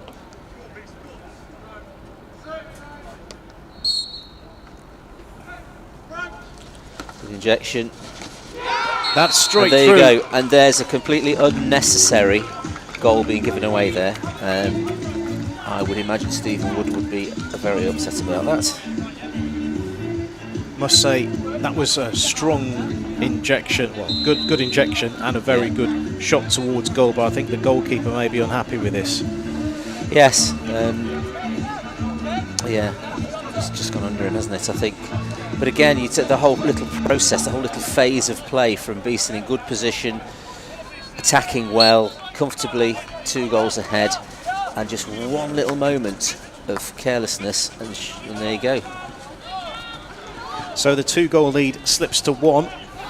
Skillful down this side now. How's that going to connect? Just taken inside and back out again to the circle. Tapped in, And well, we think. well, that was. I mean, Henry Croft collected that on the. I think it was on the edge of the D, but it was thrown across towards the back post, and that's within. Is that within less than a minute from the East Grinstead goal, I think. So the end to the circle, out again, and Straight then it's across. somehow through.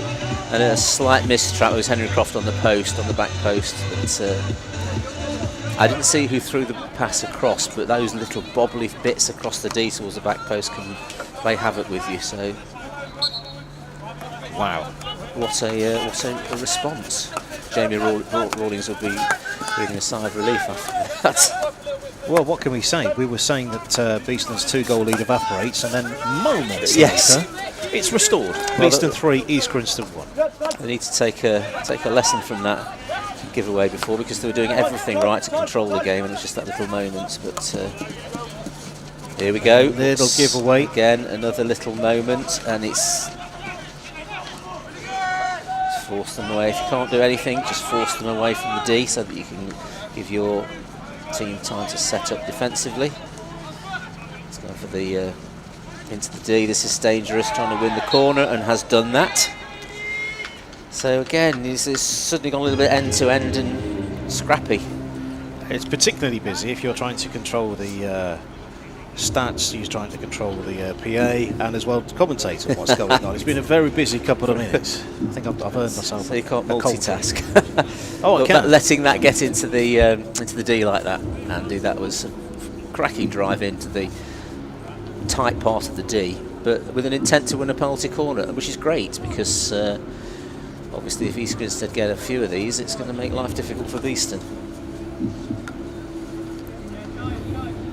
I was just looking at some stats from the men's European hockey stuff that was going off from hardly any goals are scored from that position of the D, for obvious reasons, it's too tight, but a lot of slips for deflections, and a lot of PCs are won from that part of the D.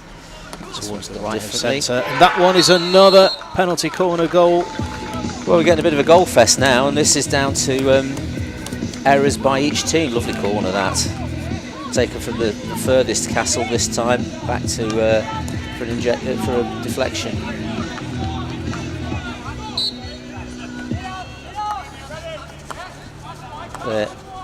Just yet deflected, yeah, pretty much on the nice. penalty spot. Very nice indeed. That I think Beeston will have to work on how to defend that. 3-2. It is indeed. Plenty of time in the game as well.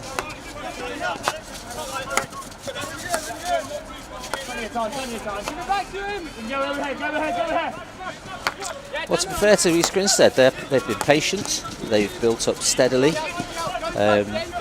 they've worked out where and how they can win penalty corners, and it's becoming quite a quality, organised fight back. Beeston will be disappointed that they gave them the second goal.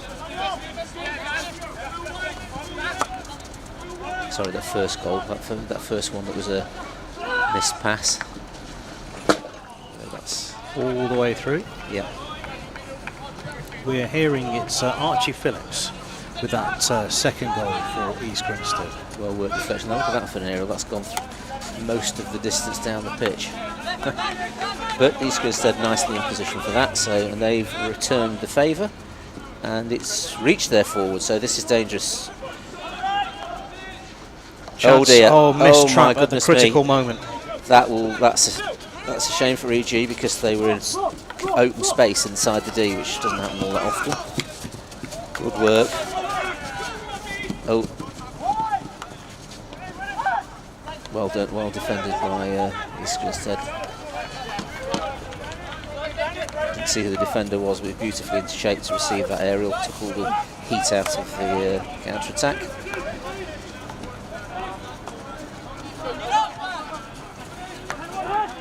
Just the 8 goals today on BTV. Yes. Veritable goal fest. Quite a lot of aerials being thrown. Just steadily again, working towards the baseline.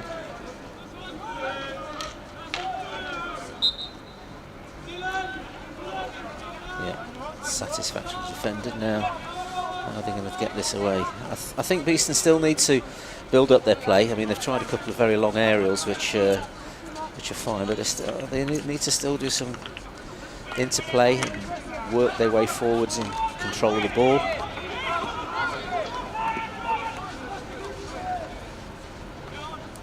There's another little aerial into space, so that's quite good.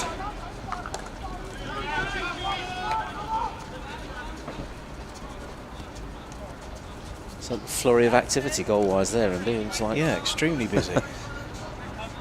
Talking about a flurry of activity, we'll come on to this in more detail at 3/4 time. But many thanks to the team at England Hockey, because we're now able to give you the full rundown of the women's results, which is unusual in seasons gone by. So we'll run through them at 3/4 time.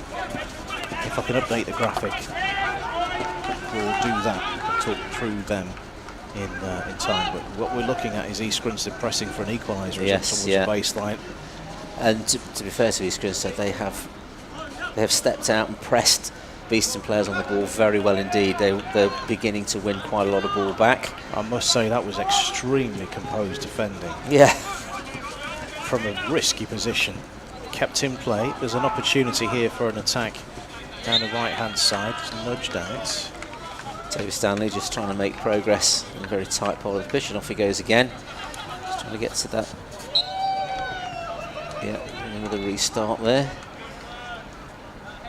And he's through. What's he going to create there? Yes, a penalty corner. Well, talk about perseverance. I mean, 2 or 3 times he went in the same direction down the right-hand side. Last time he's won that penalty corner, it's almost like that was his intent from the beginning. There we go. That's the first time. Tackle for his restart. There goes again. Little shuffle. Through the gap and onto a foot. Just while we've got this moment while Beeston are regrouping, so the third goal scorer for Beeston, did you see who got that tap in? I think it was Henry Croft. Okay, I thought it was a number 8, but there isn't for Beeston. But we'll give it to Henry Croft in lieu of having the real. I think he was on the back post. Right, this is a very interesting point again, because if it is going to be a bit of a goal fest itself in this game, then they're going to need to score from this one. That would take a bit more pressure off, because East Grinstead have got plenty of time in the game. Good injection, good trap. Well, I think, to be fair, Henry's tried to hit that like he did last week, but he didn't connect. He's honestly, he'll be a bit disappointed he didn't get the shot off. What we will be doing in a couple of minutes' time is switching the lights on in here. Yes, It's gone very dark. Here we go again. East Grinstead working their way down the flank. And I think we might be seeing a card. I think, yes.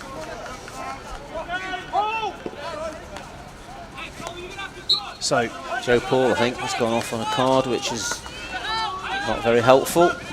that suspension will linger on into the fourth and final quarter. It's so important that your self-discipline as a player is maintained. I mean, little moments like that can be costly. And we've seen it already with a missed trap, a missed pass, leading to a opening goal for East Grinstead. It's just those moments. Just a little bit of possession again. Good ball. Back into that. Yeah, you see. Why not try that again? It worked last time. Great effort by East Grinstead to hit that tight spot in the D and deliberately win a penalty corner. Players past the ball has then taken a higher position and straight into that little corner of the D. Bang, onto a foot, or drawing a poor tackle. Now they're more of a wave of the stick. Yeah.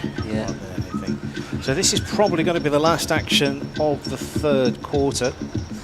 Yeah, Beeston will be very keen to keep this as it is now. I mean, if they go all square into the final quarter, that's going to be very, very difficult.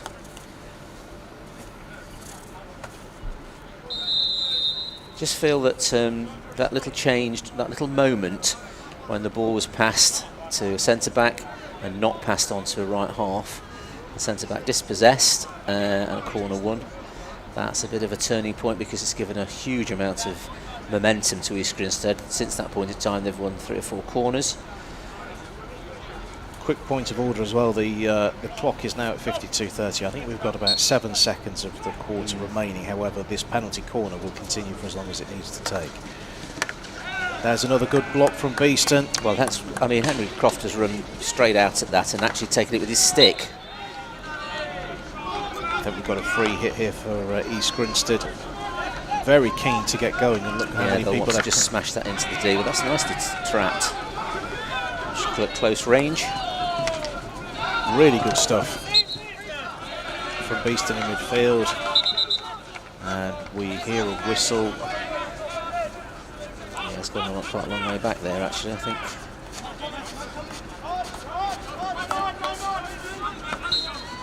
Yeah, there is three-quarter time. It's Beeston that lead East Grinstead by 3-2. What a dramatic third quarter we've had. It was. Well, it's all set up, isn't it, for this last quarter? Both teams quite clearly know what they have to do. East Grinstead have been putting pressure on Beeston. Beeston have got to be a little bit more secure in the way that they take the ball away from the D and connect and keep it a bit longer on the forward line as well, because it's been coming back a bit too quickly, I think. So, while I talk you through the women's results from earlier on today, I can direct Steve Musson as to where the light switch is. It's all go in here. It really is all go. It's a tight ship. So, earlier today in the Vitality Women's Premier Division, Clifton Robinsons 2, Wimbledon 2, Bowden 2, University of Birmingham 2, Loughborough Students 1, Reading 2, Surbiton 6, Isca and University of Exeter 1, Beeston 2, East Grinstead 1. That one you would have seen if you've been watching here on BTV. First ever win over East Grinstead here at Nottingham Hockey Centre for Beeston. And a defeat for the champions, 2 weeks for East Grinstead. Hampstead of Westminster 1, University of Nottingham 4. Good result for the University of Nottingham away at Hampstead. That is a big result for our friends and rivals across the pitch. Do we have any early results from the men's competition? Let's see if we can press a few buttons and make that happen. I think all the games were later in the men's Premier Division, but we'll wait for... Nothing yet. As far as there we go. Oxted 0, Wimbledon 4 is the score that we have here. Yes. Yeah, so Wimbledon, after their 5 goals against Beeston last week, are in pretty good shape, really. I imagine they would be on prime candidates to be on top with goal difference alone. Yes, I think so. Right, here we go. Eyes down, looking. 17.5 minutes to play. Beeston 3, East Grinstead 2. Who will take home the points, or will they be shared? Well, I think a bit more possession from Beeston's necessary. I don't think East Grinstead can be too disappointed with their comeback, because they've actually built up their play very nicely. A lot of connected passes. There's another one. Good basic skills from all of their players. And that's a great lead in the D. Very dangerous position. Goalkeeper on his toes. Craigie Taylor. Still gone back to East Grinstead player. Nicely connected, just trying to create that space. They'll definitely be looking for that corner again. There you go. Lifted again into the circle, and Beeston get an out here. Yeah, this time Barraj Panasar was a little bit quicker to that than he was the first time round, and he's managed to collect the ball. So again, a lot of pressure from East Grinstead. This is Beeston will want to change this. They don't want 17.5 minutes of that kind of pressure, because it'll be very difficult to keep East Grinstead out. It's better. Certainly, if I was in charge of the Beeston team for this final quarter, I would be stressing the importance of not giving away penalty. Yes, definitely, yeah. This lovely little bits of interconnection, but Beeston bring that back. And that's too easy a turnover. That's not good enough. That's just what you don't like. These sort of turnovers become little trigger points for counter-attacks. Still with East Grinstead, trying to hit that corner again. Strong challenge from Beeston, giving away a free hit. Further and further up the field they go. Chance for a shooting opportunity here. And it's off the post and turned in. Well, this is we've seen it coming, haven't we? Here, sat in the chapel. This growing pressure from East Grinstead is causing Beeston all kinds of issues, and their restarts have been quick. Intricate skills around the D, feeding that ball nicely in. Look, there we go. Beautiful through the legs, off the post. How unfortunate that's bounced straight back into the path of East Grinstead forward. Well,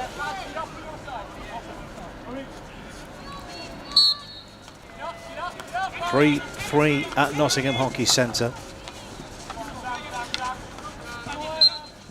Well, we can track this all the way back to the position where Beeston were 2-0 up, and an error, defensive error, let East Grinstead back in.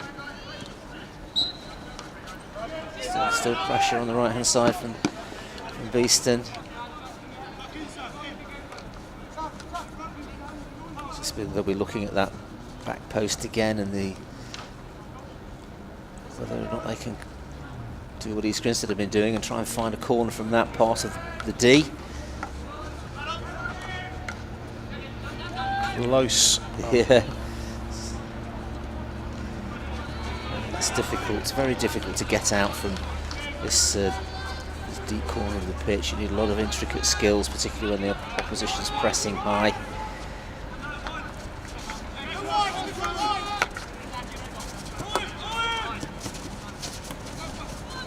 Skillful turn from, pass not good enough, and of course that leads to a counter-attack.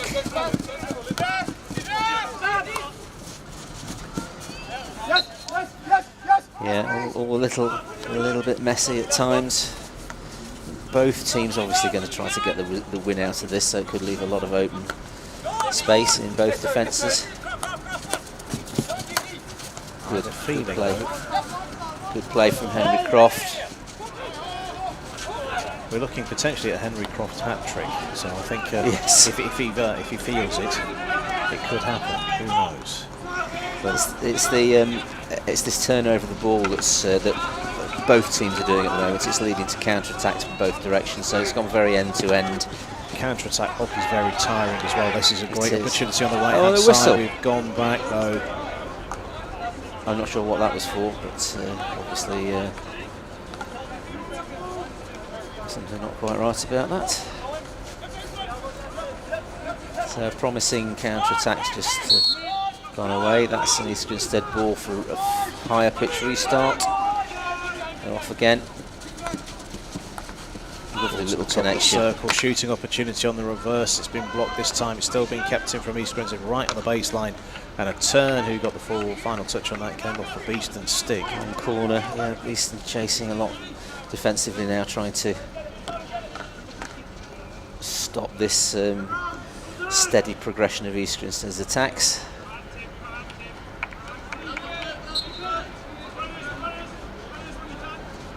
I think in a situation like this, it's highly likely that both sides are going to have an opportunity to score again, and it's just going to be who deals with that best, takes that opportunity best.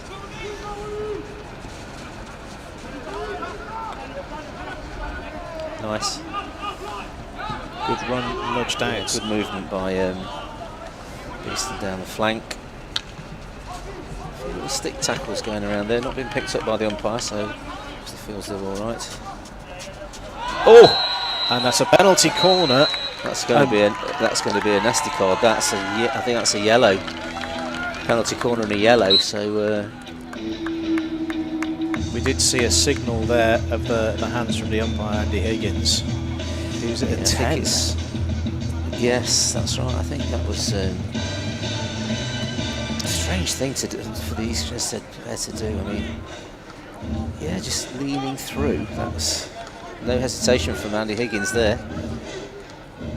I was hoping to see if we get an indication on the replay if that was a 5 or a 10, but yeah, well, if it's a 10, it's going to take. I think we're just seeing that. Yeah, another double hands. Yeah. It's a 10-minute yellow card, so that's pretty much it. So there will be an advantage for Beeston for at least for 10 minutes. Yes. Yeah. Clock is stopped, so as soon as we're the ball's rolling again, we'll be that will. Yeah, I always wonder in situations like that. I don't believe that the East Grinstead defender at that point would have definitely done that deliberately. It was just extremely clumsy to stay in, lean in, lift his shoulder. It's going to be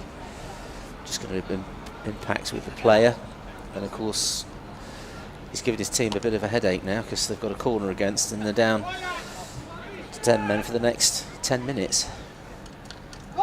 Important question now is what can Beeston do from this as well. Yes. We've seen a couple of penalty corners from Beeston. I'm trying to remember exactly how many we've seen so far because my usual certainly one for Beeston. I think we've had 4 for East Grinstead. This is number 2 for Beeston.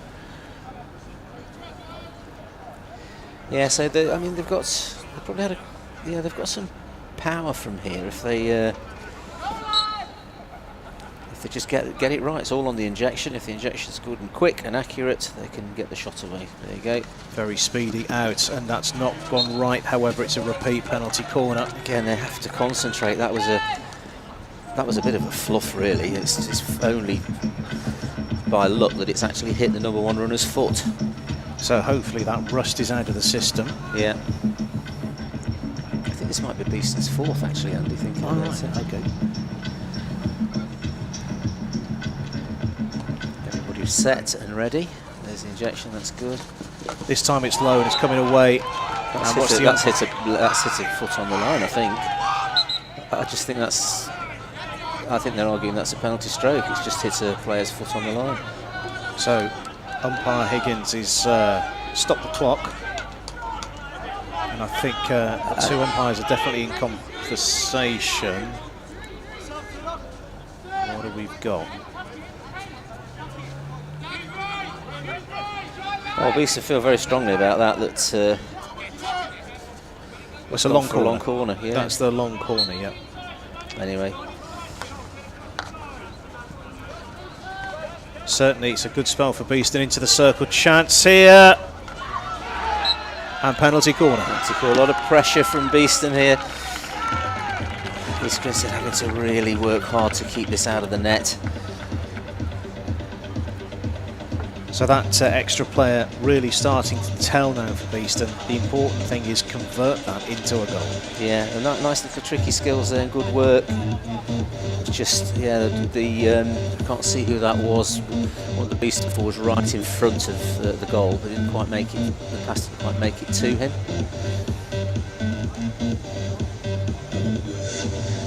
Yeah, you lose a player at this stage of the game, and it does make you think defensively. When in actual fact, counterintuitive, but you should perhaps try to still keep your attacks going as best you can, particularly when you're looking to win a game. Clock continuing to tick. Everybody's ready. Ejection's good. Shuffle out to the right hand side, 2 slides. Now comes the shot, and that's a repeat penalty corner. Yeah, it's not exactly flowing for Beeston, really, is it? You can't fault East Grinstead's defensive lines. They're actually stopping the straight flick. Beeston having to think about other things, either the hit or the bit of interplay at the top of the D. So it's great defensive work from EG. So going over to inject is Robbie Gleeson. Yeah, I think they could do with a little bit more pace on the injection. I don't think it's been as quick as it should have been. So maybe that's something they've just discussed. There you go, that's quite quick. Is it this time they get it right? Yes, it is! And that's a very good finish. A very, very good finish. That's a crucial part of the game. Oh, we've got a stoppage. We've got a card coming, I think. I'm not sure what's going on. That's all about. There's little doubt about that. It's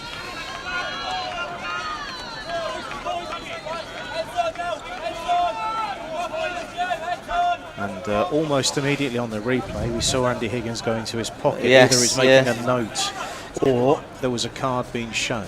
We will check. Certainly there doesn't appear to be an additional player gone to the sidelines. I think it was more of a note than anything. Yeah. But one thing is certain, Beeston 4, East Grinstead 3 is the latest score here from Nottingham Hockey Centre live on BTV. It's been a bit of a fixture, Andy. I mean, it's 7 goals, and the ones that you'd seen earlier in the women's game as well. You get great value for free on BTV. But again, Beeston, take care, because they still need to do everything right. There's not a chance that East Grinstead will settle for this. And those little links again, look at that, straight through into a very dangerous part of the pitch. They would have been caught out a number of times from this area. Yeah, Beeston on the ball, so Card coming here. Card coming for somebody. And that's a yellow. Who has been shown the yellow card? Who's making their way off? It is number 16, Archie Phillips. So Beeston, so much in the box seat. So Archie Phillips' day is done. Yes. It's sorry, no, that's not quite true. It's a 5-minute yellow card. It's a 5-minute, yes, so it'll be all right. So, but they've got a lot of work now because they're 2 players down. So, no, I think it's. Come on, Will Prentice, you need to get your stick down there and make a tackle. There you go, he's got it now. Yeah, much better. Where's that connection going? That's nice and just off the foot as well. Yeah, I don't think Henry was quite ready for that, and because Gareth Griffiths hadn't quite got it under control, so it wasn't clear when he was going to be able to pass it forward. And consequently, it hit Henry cross foot. Obviously dropping into the half-court position now. All the players are in their own half defensively, apart from crossed in a little bit higher. Good argument for saying when you've got numbers like this for Beeston, you can leave somebody high. That would make life difficult. got a stick tackle. But Beeston needs to be careful because a stick tackle, a clunky, lazy tackle could result in a Beeston card. So need to set themselves in a better shape for that kind of defence. 2 balls on the field briefly. And He's throwing an aerial. There we go, straight to this. Taken down. Was that the right choice? It's been turned in for 4-4. Well, I'm surprised by that because that just can't be right, I don't think, because the interpretation of the rule is that should have been blown by the umpire.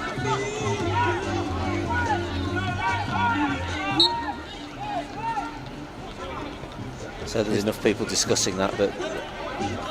Is that a confirmation of the goal, or have we got the 2 umpires coming together for a discussion? Yeah, I think. So, goal still not confirmed. It is on the scoreboard, but it's not confirmed. Just talk us through again the reason why. Well, the Beeston player takes the ball from the aerial. Oh, yeah. No goal. And I didn't think he was given sufficient time to bring it under control before he was closed down by the East Grinstead forward, and that's what the Beeston players were arguing about. East Grinstead, on the other hand, might be able to justifiably argue that he hadn't controlled the ball tight to his stick, therefore they had the right to go for it. Obviously Andy Higgins has helped to make that decision. Such difficult interpretations, really. Sometimes you get better visibility when you're a little bit further away. Yes. And I think that's a good example of the 2 umpires working together to come up with what we can only imagine is the right decision. Yes, yeah. It's very difficult. I mean, there were 2 ways of looking at that, both justifiable explanations, but I felt at the time that the effect of the closing East Grinstead forward on the defender interfered with him sufficiently for it to be blown in his favour. Well, twists, turns. It's been full of all sorts of stuff.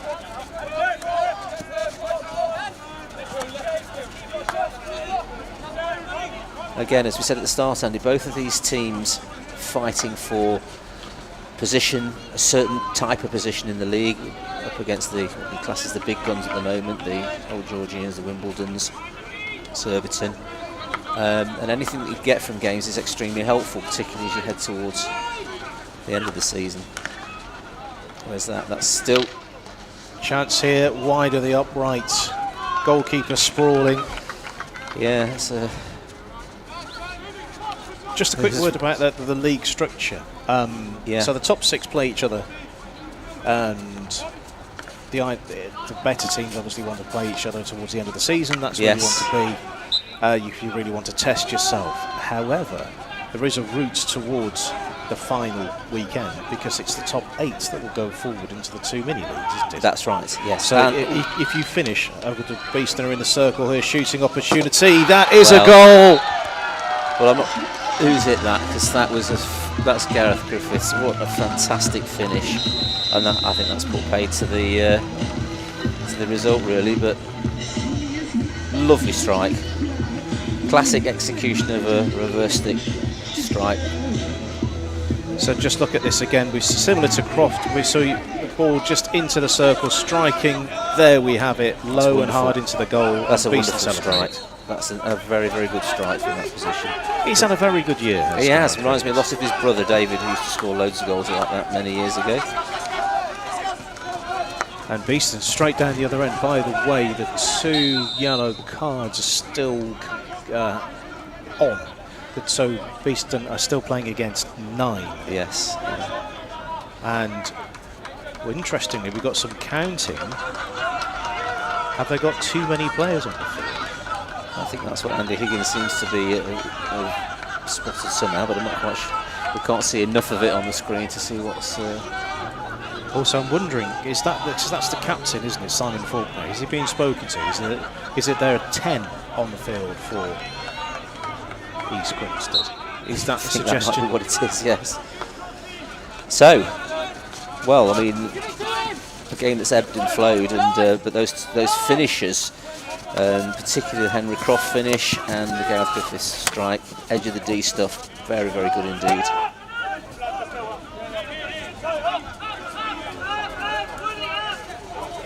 Beeston in a very deep, tight position. They just need to get rid of the ball really here. That's what's Gone the big way. It's 2 players, that's very good. That is very neat. Ahead. That's a good angle as well, because Yeah, it is. He's executed the aerial superbly then into space. and you've got 2 players to aim at as well, so you've got immediately some interplay down that right-hand side. And yes. that is the end of the field. Beeston want to keep the ball if they want to secure all 3 points. That's right, and again, they could try and keep it there a little bit longer, I think. But we did see some very, very good game management toward the end of the game, and there's another card coming, I think, or at least we've had a long blow of the whistle. Yes, it is another card, and it's another yellow card, I believe that is. It's is that a Beeston player? it might be a coach who's been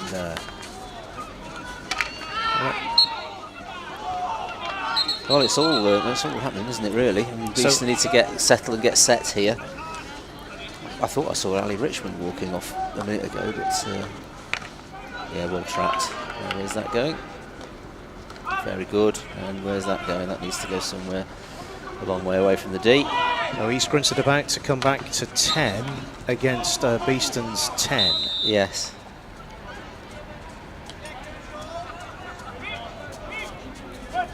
Is that, yep, that's, no, that's not quite ready yet. That yellow card is still running. It is, yeah, that's right. Also, a quick word whilst we're having a flurry of substitutions. I must say that the evening game, or the game with the floodlights on, is a much better product, I think. Yeah, I think so.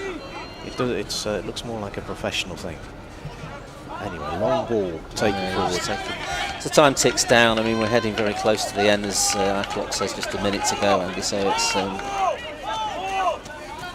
unlikely that East Grinstead will be able to get back into this, but barring a phenomenal collapse, yes, this is looking like Beeston men's first 3 points of the season. But we can't rule that out. We've seen some crazy things happen before. That's right. East Grinstead looking to manufacture something with their 10 versus 10 for this brief period. Yeah, they have. I mean, they've moved the ball around beautifully at times, East Grinstead, and a lot of demonstration of good basics, good intent to win corners, particularly. We are seeing another corner. So what this means is that it's 3 points for Beeston. Yes, because this will be the final action of the game.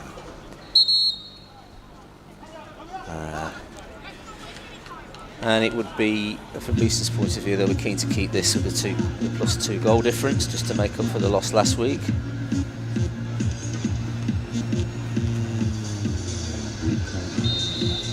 I think the final whistle has blown, so East Grinstead can bring everybody forward. Yeah, just that confirms. There. So will it be a win by 2 or 1? This next play of the ball, very important to decide that. Goal difference could be very, very important over the course of the definitely season. Yeah, I think Beeston will be very, very keen to keep this scoreline the same. They've done well, Beeston, I think, because they've obviously, to see a side come back to 3-3 when you've been 2-0 ahead can be quite deflating. But for them to actually get back into it, and as I said, some quality finishing from the Beeston players.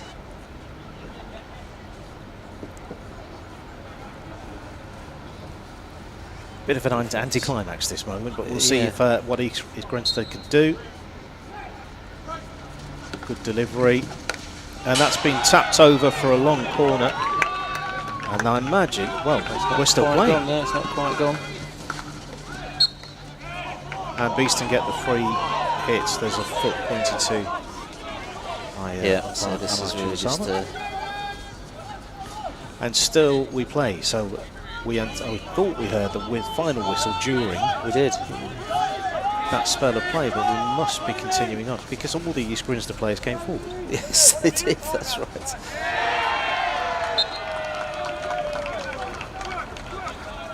Big cheer coming from somewhere. That you don't usually get a cheer like that for the ball going out of play. So there we have it. So it's a victory. Fascinating game. Fascinating.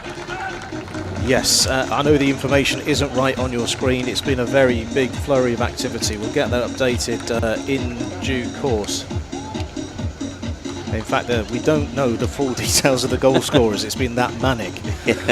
So what we have is 3 points for Beeston women, 3 points for Beeston men, 2 defeats for East Grinstead on the road today. Yes. And it's been a terrific day here on BTV. Once again, apologies for the sound issues very, very early on in the first game today. Yeah. But we overcame them. Many, many thanks to Adam Milsom, who's upstairs with the camera. Many thanks to Callum Griffiths, who's doing the directing for you 1,000 miles away. Literally 1,000 miles away, doing it for all remotely. Yeah. And, Steve Musson, good run out for the players of Beeston, but also good to see the new faces integrated. I agree. I think that'll be a real confidence builder for them because they have scored some good goals. Henry Croft with 2 goals, Brendan Andrews, Gareth Griffiths, and I think Toby Stanley from the corner.